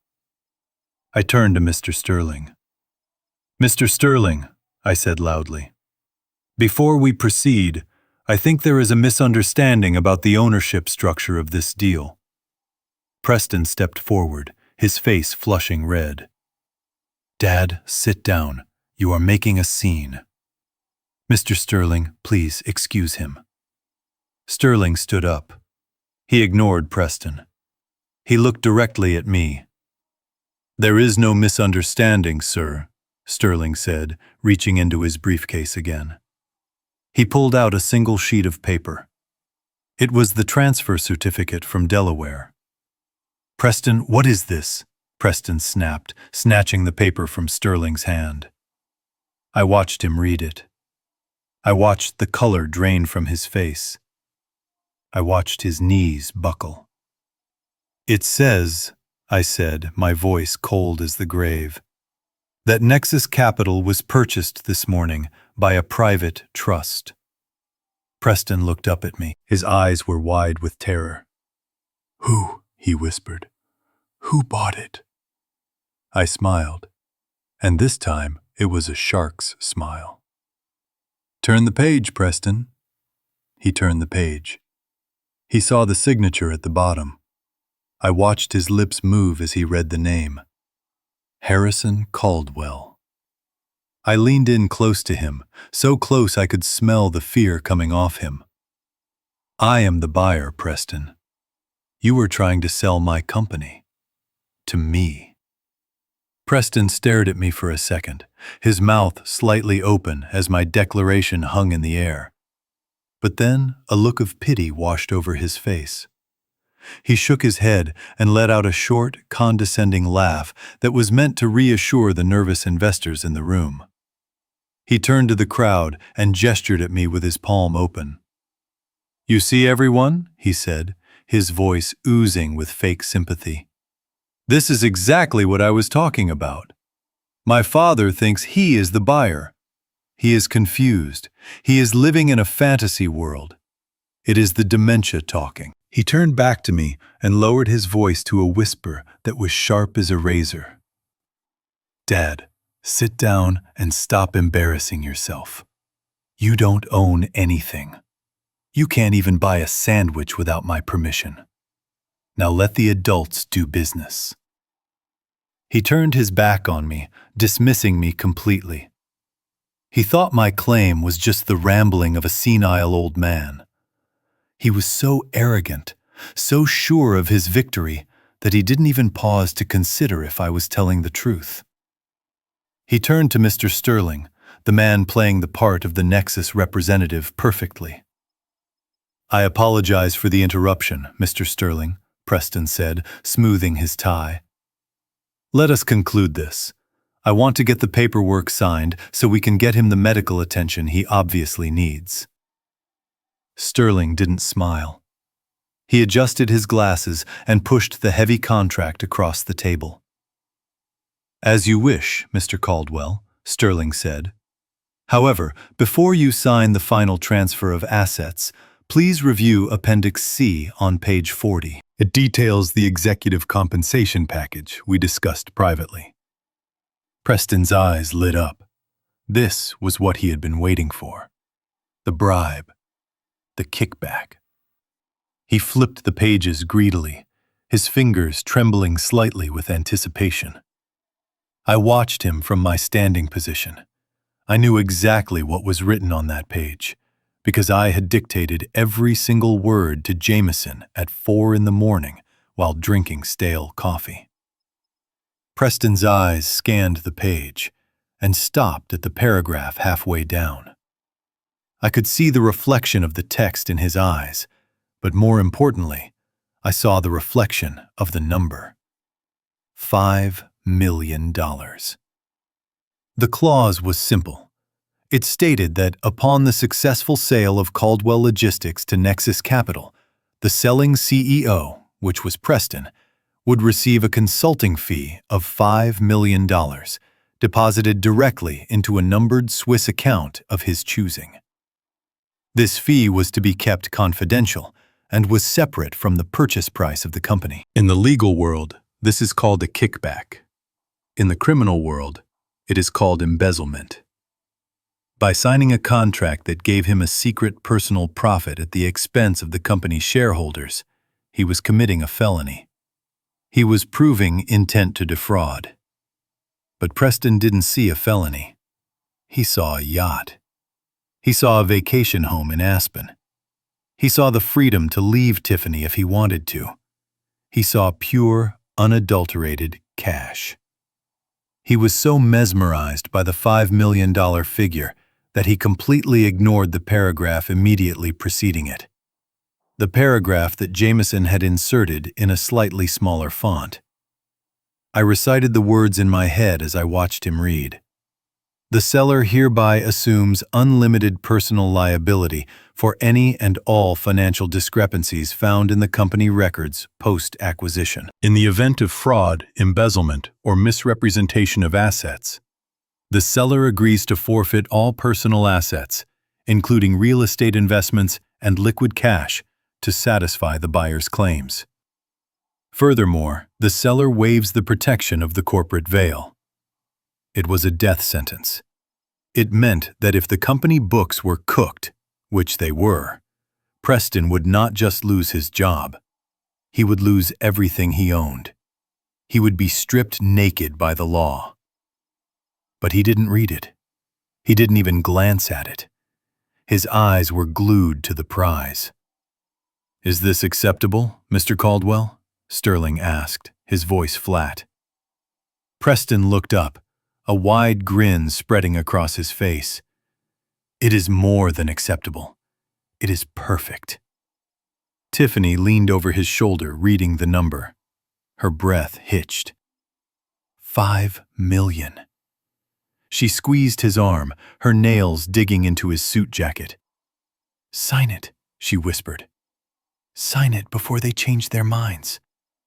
Preston picked up the heavy gold pen again. This time his hand didn't shake. This time he looked like a man who had just won the lottery. He placed the tip of the pen on the signature line. The scratching sound of the nib against the expensive paper seemed to echo in the silent ballroom. He signed his name with a flourish. Preston Caldwell, CEO. He signed it once on the main page. He flipped to the appendix. He signed it again right below the kickback clause and right below the personal liability clause. With each stroke of the pen, he was tightening the noose around his own neck. He was signing away his freedom. He was signing away the house he had stolen from me. He was signing away his future. He capped the pen with a satisfying click and stood up. He handed the contract to Sterling, and then he turned to me. He looked at me with triumph burning in his eyes. He thought he had just pulled off the heist of the century. He thought he was $5 million richer, and that I was his problem to dispose of. "Well, Dad," he said loud enough for the room to hear, "it is done. The company is sold. The house is sold. And you are officially retired." He took a step toward me, invading my personal space. "I hope you enjoy Sunny Meadows," he whispered. "I hear the pudding is excellent." "Congratulations, Dad. You are officially empty-handed. You have nothing." He started to turn away, ready to accept the applause of the room, ready to drink the champagne and celebrate his victory. I let the silence hang for a split second. I let him take one step toward the edge of the platform. Then I spoke. My voice was not the voice of a frail old man. It was the voice that had commanded union halls and boardrooms for 40 years. It was a voice of thunder. "Kwanda," I said in English. "Wait." Preston stopped. He turned back, annoyed. "What now, Dad? It is over." I reached into my inside pocket. I pulled out my own pen, a cheap plastic ballpoint pen I had picked up from the lawyer's office. "No, Preston," I said, walking toward the table. "It is not over." I looked at Sterling. "Mr. Sterling, I believe the contract requires one more signature to be valid." Sterling nodded. "Correct. The buyer must countersign to accept the terms." Preston rolled his eyes. "Exactly. So let Mr. Sterling sign it, and let's go." I shook my head. "Mr. Sterling is not the buyer, son. He is just a representative. The owner of Nexus Capital must sign." Preston laughed. "And who is that? Some sheikh in Dubai? Is he here?" I walked past Preston. I walked up to the table. I looked down at the contract where his signature was still wet. I looked him dead in the eye. "I told you, Preston. I bought the company this morning." I bent down. I pressed my plastic pen to the line marked Buyer. And in big, bold letters, I wrote my name. Harrison Caldwell. I stood up and capped my pen. I picked up the contract and held it up for him to see. "Now it is done," I said. "And now that I am the owner of this company, and I am looking at this contract you just signed admitting to a $5 million kickback, I think we need to have a very serious conversation about my money." The color drained from Preston's face so fast it looked like his soul had left his body. Tiffany dropped her champagne glass. It shattered on the floor, but this time, nobody looked at the mess. They were all looking at me. the old man who had just snapped the trap shut. The silence that followed my declaration at the table was heavy, but it was localized. The people in the back of the room were still murmuring, still drinking their champagne, unaware that the tectonic plates of power had just shifted beneath their feet. Preston stood frozen, staring at the contract in my hand, his brain struggling to process the impossible reality I had just presented to him. He blinked rapidly, his mouth opening and closing like a fish pulled from water. I did not give him time to recover. I did not give him time to formulate a lie or to call security. I turned my back on him. I walked past the stunned Mr. Sterling, who was gathering his papers with the efficiency of a man who knew his job was done. I walked toward the center of the stage, where the podium stood. Preston snapped out of his trance. He lunged forward, grabbing my arm. His grip was desperate, painful. "Dad, what the hell are you doing?" he hissed, his voice cracking with panic. "Get back to your seat. You are making a fool of yourself. Give me the microphone." I looked down at his hand on my sleeve. I looked at it with the same detachment one might look at a stain on a coat. I didn't pull away. I didn't shout. I simply leaned in close to his ear and whispered one word: "Checkmate." I pulled my arm free with a sharp jerk that made him stumble back. I stepped up to the podium. The wood felt cool under my hands.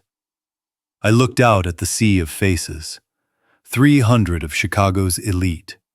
Bankers, lawyers, rivals, and friends. They were looking at me with confusion, expecting a senile ramble or a tearful goodbye. I tapped the microphone. The sound boomed through the speakers, a sharp feedback loop that cut through the chatter instantly. Every head turned. Every conversation died. The room went silent. I stood tall. I let the hunch in my shoulders disappear. I let the red-rimmed eyes clear. The man who stood before them was not the broken widower in the oversized suit. It was Harrison Caldwell, the man who had built an empire with his bare hands. "Ladies and gentlemen," I said, my voice steady and commanding, echoing off the crystal chandeliers. "I apologize for the interruption. My son has been telling you all evening that tonight is a night of transition. He told you that Caldwell Logistics is being sold to a new owner." I paused. I saw Preston down to my right, signaling frantically to the sound technician to cut the mic. But the technician didn't move. He was looking at me, mesmerized by the sudden transformation. "My son was right about one thing," I continued. "The company has indeed been sold. The contract has just been signed. The deal is closed." Preston started walking up the stairs toward me, his face flushed with rage. "Dad, stop this now! You are sick!" I pointed a finger at him, a finger that felt like a loaded gun. "Stay right there, Preston." The authority in my voice froze him in his tracks. He stopped halfway up the stairs, looking unsure for the first time in his life. I turned back to the crowd. "You see, my son orchestrated this sale because he believed the company was failing. He believed that I was too old, too weak, and too confused to run it. He found a buyer called Nexus Capital, a company he told me was a savior, a company he told you was a strategic partner." I looked directly at Preston. "But Preston, you forgot the first rule of business. You never sign a contract without knowing who is sitting on the other side of the table. You were so busy looking at the $5 million kickback you secured for yourself that you never asked the most important question." Preston's face went pale. He knew I knew about the money, but he still didn't understand the scope of the trap. I reached into my pocket and pulled out a small remote control. It controlled the massive LED screen behind me, which had been displaying the Nexus Capital logo all night. "You sold the company to Nexus Capital," I said, my voice rising. "You signed the deed. You signed the asset transfer. And most importantly, you signed a clause accepting unlimited personal liability for fraud." I pressed the button on the remote. The screen behind me flickered. The logo vanished. In its place, a high-resolution image of the Delaware corporate filing appeared. It was massive, 10 feet tall. The text was crisp and clear. State of Delaware, Certificate of Ownership. Nexus Capital, LLC. And there at the bottom, magnified for everyone to see, was the name of the sole proprietor.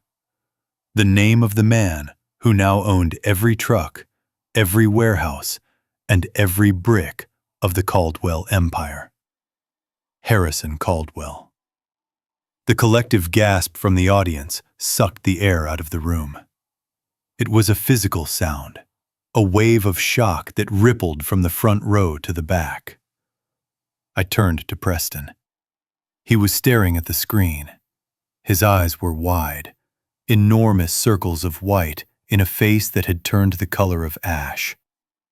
He looked from the screen to me, and then back to the screen. The realization hit him like a physical blow. He swayed on his feet and grabbed the railing of the stairs to keep from falling.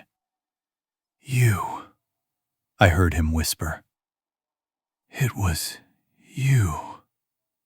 "Yes, Preston," I said into the microphone, ensuring every soul heard it.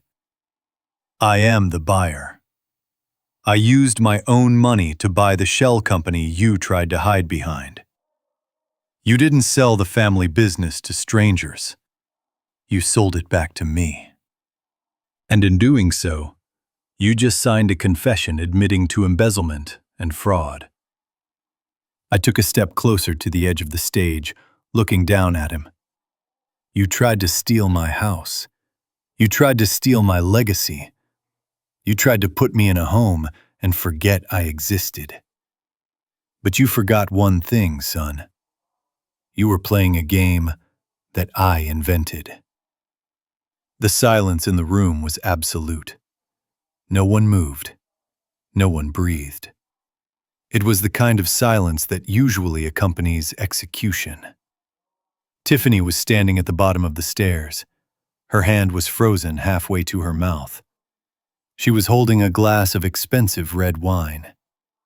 As the reality of what I had said sank in, as she realized the $5 million was gone, as she realized the house was gone, as she realized her husband was not a genius, but a fool, her fingers lost their strength. The glass slipped from her hand.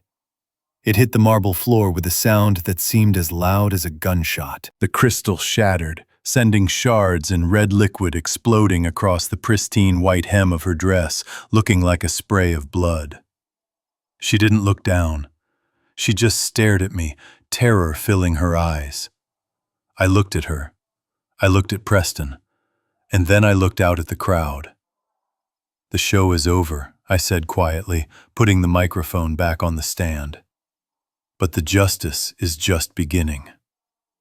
I walked down the stairs, past my son who was now trembling uncontrollably, past my daughter-in-law who was sobbing silently, and I walked toward the exit.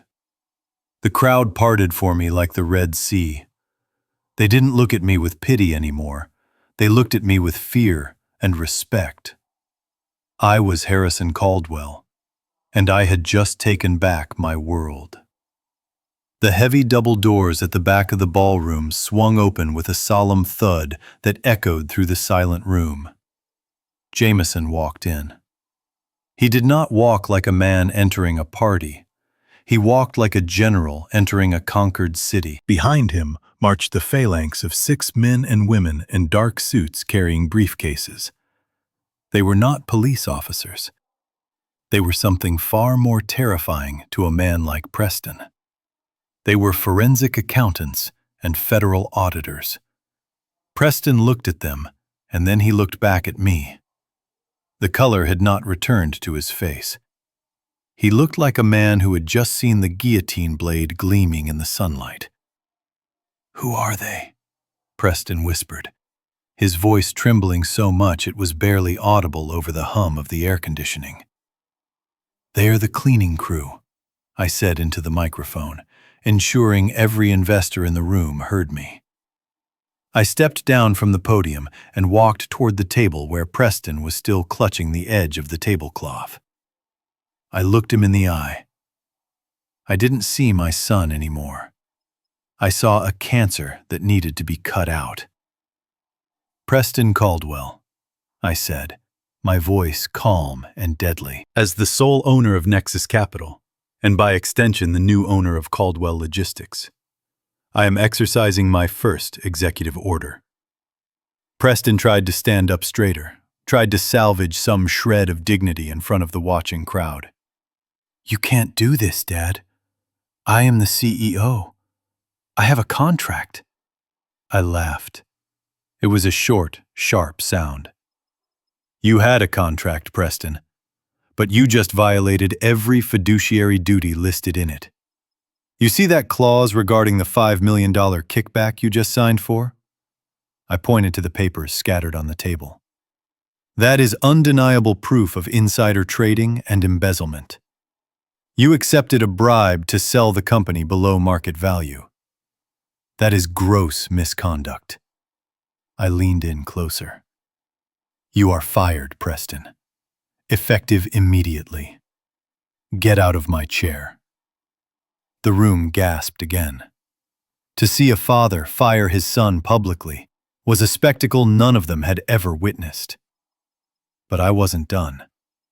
Firing him was just the mercy kill. Now came the torture. Preston swallowed hard. "Fine," he spat out, trying to regain some bravado. "Fire me. I don't care. I have my payout. I have the $10,000 you gave me, and I have my savings. I will start my own company. I will crush you. Come on, Tiffany, let's go." He turned to grab Tiffany's hand, but I raised my voice, stopping him in his tracks. "You are not going anywhere, Preston, and neither is your money." I signaled to Jameson. He stepped forward and opened a legal file, placing it on top of the contract Preston had just signed. "You didn't read the fine print, did you, son?" I asked, shaking my head with mock disappointment. "The clause you signed wasn't just about the kickback. It was a personal liability waiver." I picked up the document and read from it loudly. "The seller agrees to assume unlimited personal liability for any financial discrepancies discovered post-acquisition. In the event of fraud, the buyer reserves the right to seize personal assets to recoup losses." I looked at Preston. "Do you understand what that means?" "It means nothing," Preston stammered. "The company is fine. There are no discrepancies. Really?" I asked. Jameson stepped forward. He cleared his throat.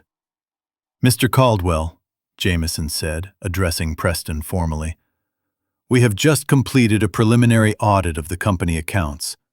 We found payments totaling $10.4 million to 3 entities: Redstone Energy, Blue Horizon Consulting, and Apex Maintenance." Preston froze. Those were his shell companies, the ones he thought were secret. "We have traced the ownership of those entities," Jameson continued relentlessly. "They are all registered to a post office box in Gary, Indiana, which is paid for by a credit card in the name of Tiffany Caldwell." The crowd turned their eyes to Tiffany. She shrank back, clutching her purse as if it contained the stolen money. "That is $10 million stolen from the company," I said, taking over. "And since I now own the company, you owe me that money." "I don't have $10 million, Preston screamed, losing his composure completely. "You know I don't." "I know," I said coldly. "But you have assets."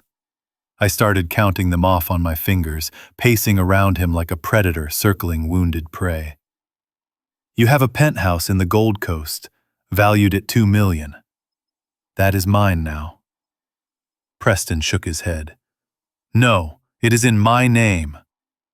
Not anymore, I said. The liability clause pierces the corporate veil. I have already filed a lien against it.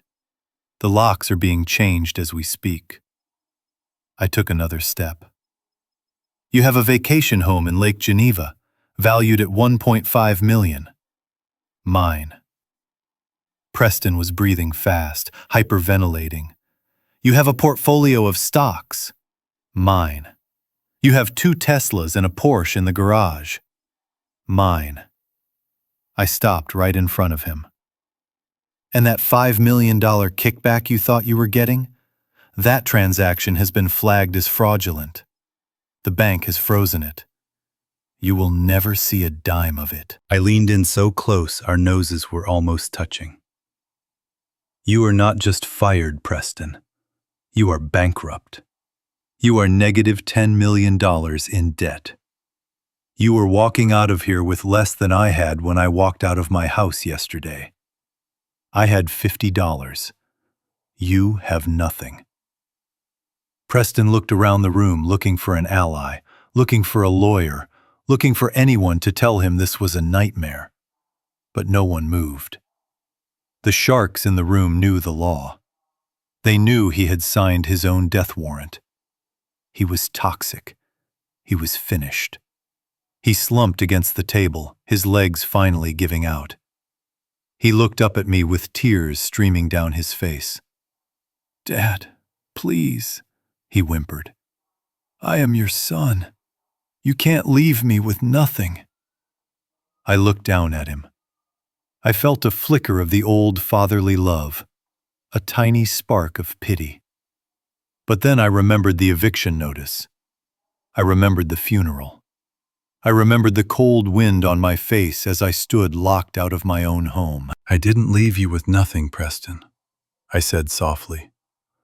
"I left you with the consequences of your actions." I turned my attention to Tiffany. She was standing a few feet away, trembling. Her face was a mask of pure horror.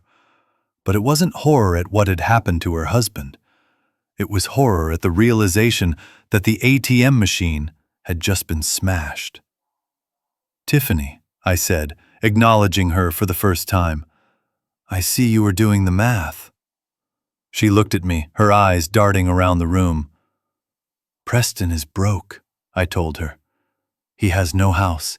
He has no car. He has no job. And since you are listed as the co-conspirator on those shell companies, your personal assets are also frozen. That necklace you were wearing? The one I bought? I suggest you hand it over to the auditors on your way out. It is company property." Tiffany let out a strangled sound. She looked at Preston, who was sobbing into his hands. The veneer of the perfect wife, the loving partner, cracked and fell away instantly. "You idiot!" she screamed. The sound tore through the ballroom. She lunged at Preston. She didn't look like a socialite anymore. She looked like a wild animal trapped in a corner.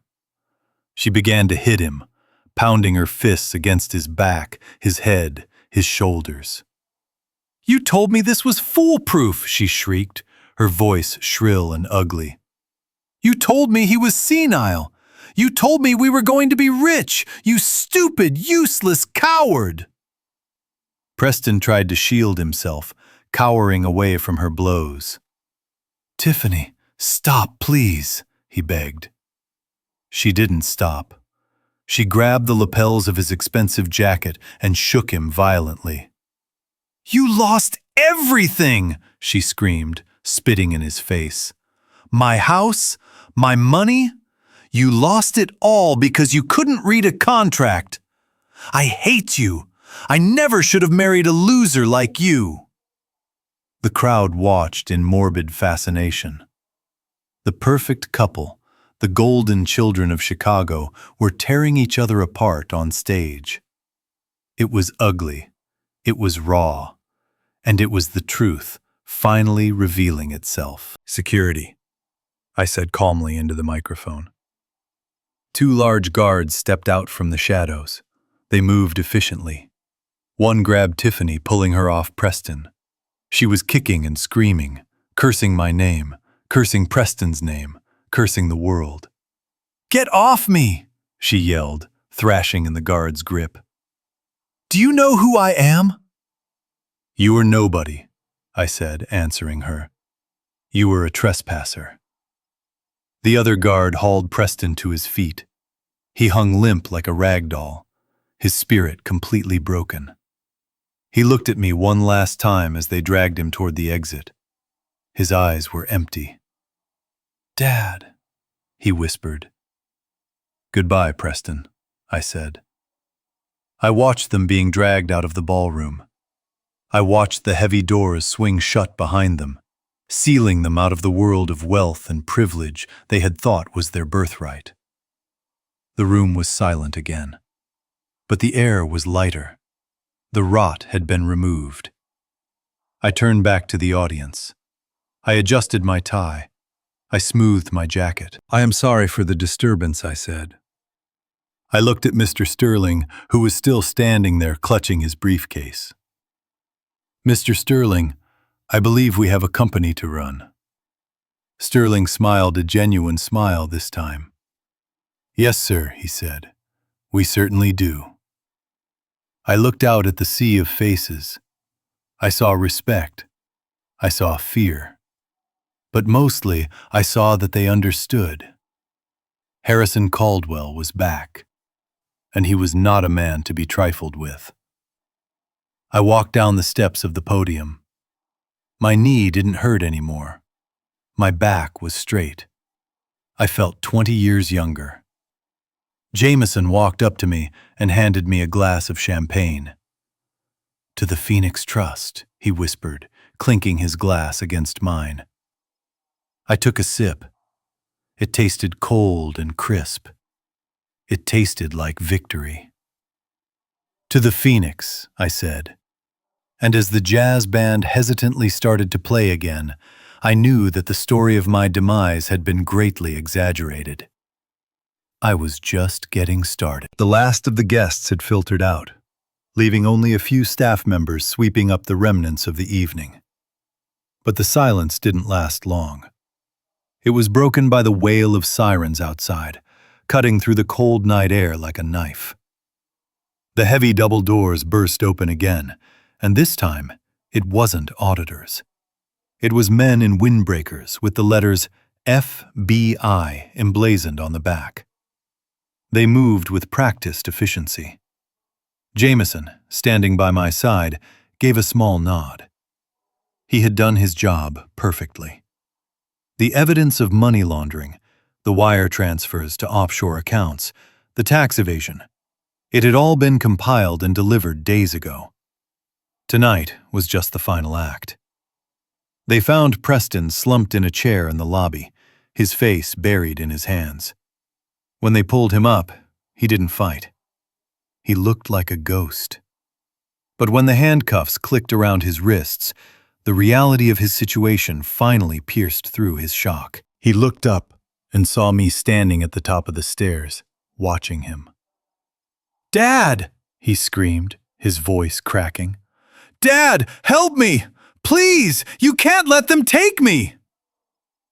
I walked down the stairs slowly, step by step, the sound of my shoes on the marble the only answer he got. I stopped a few feet away. The agents paused, giving me a moment.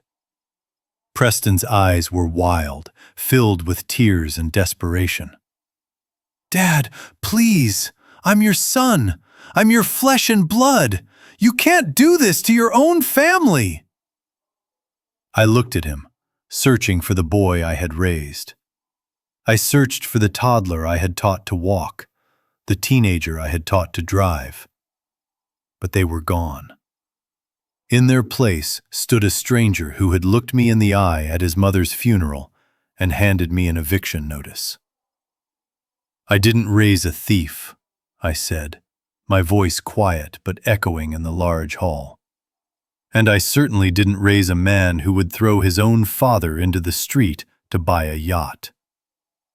"Dad, I'm sorry," he sobbed, pulling against the cuffs. "I made a mistake. I'll fix it. Just tell them to stop." I shook my head slowly. "A mistake is forgetting to take out the trash, Preston. A mistake is a bad investment. What you did wasn't a mistake. It was a choice. You chose greed over loyalty. You chose money over family." I stepped closer, my face hardening. "My son died the day he sold me out for a check," I whispered, cold as ice. "The man standing here is just a defendant." I nodded to the agents. "Take him." "No!" Preston screamed as they dragged him toward the revolving doors. "Dad!" I didn't look away. I watched until he was shoved into the back of an unmarked car. I watched as the lights faded into the distance. I felt a pang in my chest, a deep, aching hollow where my heart used to be. But it wasn't regret. It was grief. I was mourning the living, not the dead. I turned to Jameson. "Thank you," I said. He put a hand on my shoulder. "It's done, Harrison. It's finally done." I nodded. "Not quite. There's one more thing." I took a cab back to the estate. It was past midnight when I arrived. The lights were still on. Tiffany was there, frantically packing suitcases in the hallway. She looked up when I walked in, her eyes red and puffy. "You," she hissed, "you ruined everything." I didn't even stop walking. "Get out," I said. "This is my house," she shrieked. "You can't just—" I stopped and turned to her. The look in my eyes made the words die in her throat. "This house belongs to Caldwell Logistics," I said, "which belongs to me. You are trespassing. You have 10 minutes to take whatever you can carry and leave. If you are still here at 12:30, I will have the police remove you, just like they removed your husband." She stared at me, her mouth open. She looked around at the grand staircase, the chandelier, the life she had thought was hers forever.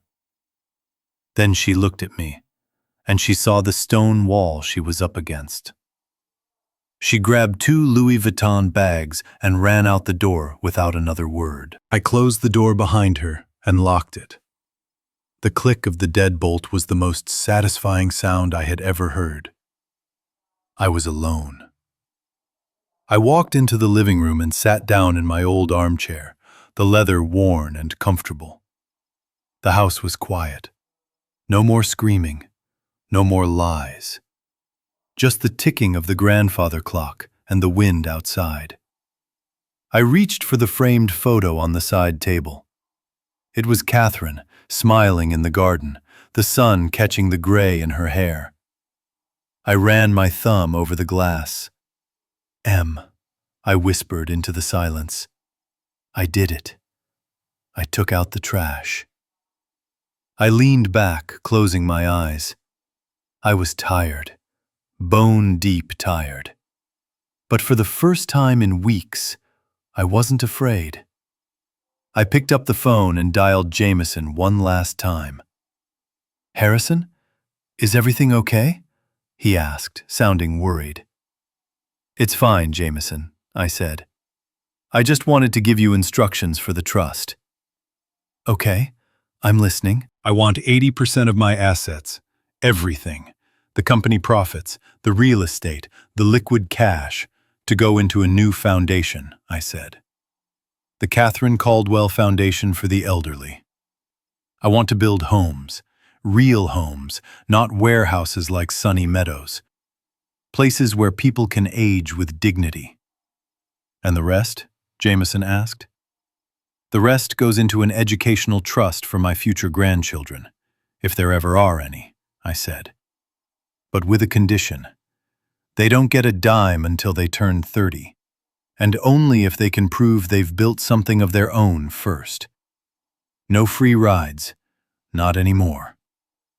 Understood, Jameson said softly. It's a good legacy, Harrison. I hung up the phone. I looked around the empty room. I had lost my son. I had lost my wife. But I had kept my soul. I poured myself a glass of whiskey, the good stuff I had hidden away. I raised it to the empty room. Here's to the long game, I said. And as I took a sip, the warmth spreading through my chest, I knew that tomorrow would be a new day. A day where I answered to no one but myself. 6 months have passed since the night the handcuffs clicked around my son's wrists. The brutal Chicago winter has finally melted away, revealing the green grass of the estate, much like the truth finally revealed the rot that had infested my family. I visit Catherine's grave every Sunday. But now, I don't go with a heavy heart burdened by secrets. I go to tell her about the work we are doing. The Catherine Caldwell Center broke ground last week. It is a massive project. A sanctuary for the elderly who, like me, were discarded by their families as soon as they became inconvenient. But unlike me, they didn't have a secret fortune to fight back with. Now, they have mine. Jameson came by yesterday with a final update on the unhappy couple. It seems the prison walls have not been kind to Preston. He sent me a letter from his cell. It wasn't an apology. It was a 3-page rant, blaming Tiffany for corrupting his potential, and asking if I could put money in his commissary account because the prison food is inedible. I burned the letter in the fireplace without replying. He still doesn't get it. He thinks consequences are just a temporary inconvenience that his father will eventually fix. He is wrong. And Tiffany? Justice for her was poetic. Jameson's forensic team found that she had used company funds to pay for the lease on her high-end boutique. Since those funds were stolen, the boutique was seized as a company asset. I am now the owner of the store she built with my money. I didn't close it, though. I kept it open, but under new management. I heard from a friend that Tiffany is now working as a greeter at a discount department store in the suburbs. She spends her days welcoming people who have more money than she does. It is a cruel fate, perhaps, but one she designed for herself with every arrogant remark she made. I walk through the halls of my home now, and I don't feel the ghosts of betrayal anymore. I replaced the furniture they chose. I repainted the walls. The house smells like old books and fresh coffee again, not Tiffany's cloying perfume. I learned that a legacy isn't about the money you leave behind. It is about the values you uphold while you are alive. My son chose the price tag. I chose the value. And that difference cost him his freedom. But it bought me my peace. The game is truly over, and for the first time in years, I am finally, truly winning. The opening ceremony of the Catherine Caldwell Center was a day I will never forget. It wasn't filled with the hollow glitz of that Ritz-Carlton party. There were no ice sculptures or fake smiles. Instead, there was warmth. I cut the ribbon, not with a pair of golden scissors, but with Catherine's old gardening shears, a symbol of nurturing growth. I remember walking through the garden of the facility, designed to look just like the one Catherine loved. An elderly woman, Mrs. Higgins, sat on a bench, soaking up the sun. She had been evicted from her apartment by a predatory landlord just weeks prior. She grabbed my hand, her grip frail but firm. "You gave me back my dignity, Mr. Caldwell," she said. That sentence was worth more than any stock dividend. It was the return on investment I had been looking for all my life. Back at the company, things have changed too. I removed the cold, sterile glass walls Preston had installed in the executive suite. The door to my office is open again. I hear the drivers laughing in the break room, a sound that had been silenced under Preston's reign of terror. I promoted the young dispatch manager, Sarah, who Preston had sidelined because she asked too many questions. She's running operations now with an efficiency that reminds me of myself at that age. Jameson and I have our own ritual now. Every Friday evening he comes over. We don't talk about law or contracts. We play chess. For years I was too busy building an empire, and he was too busy protecting it, that we forgot to just be friends.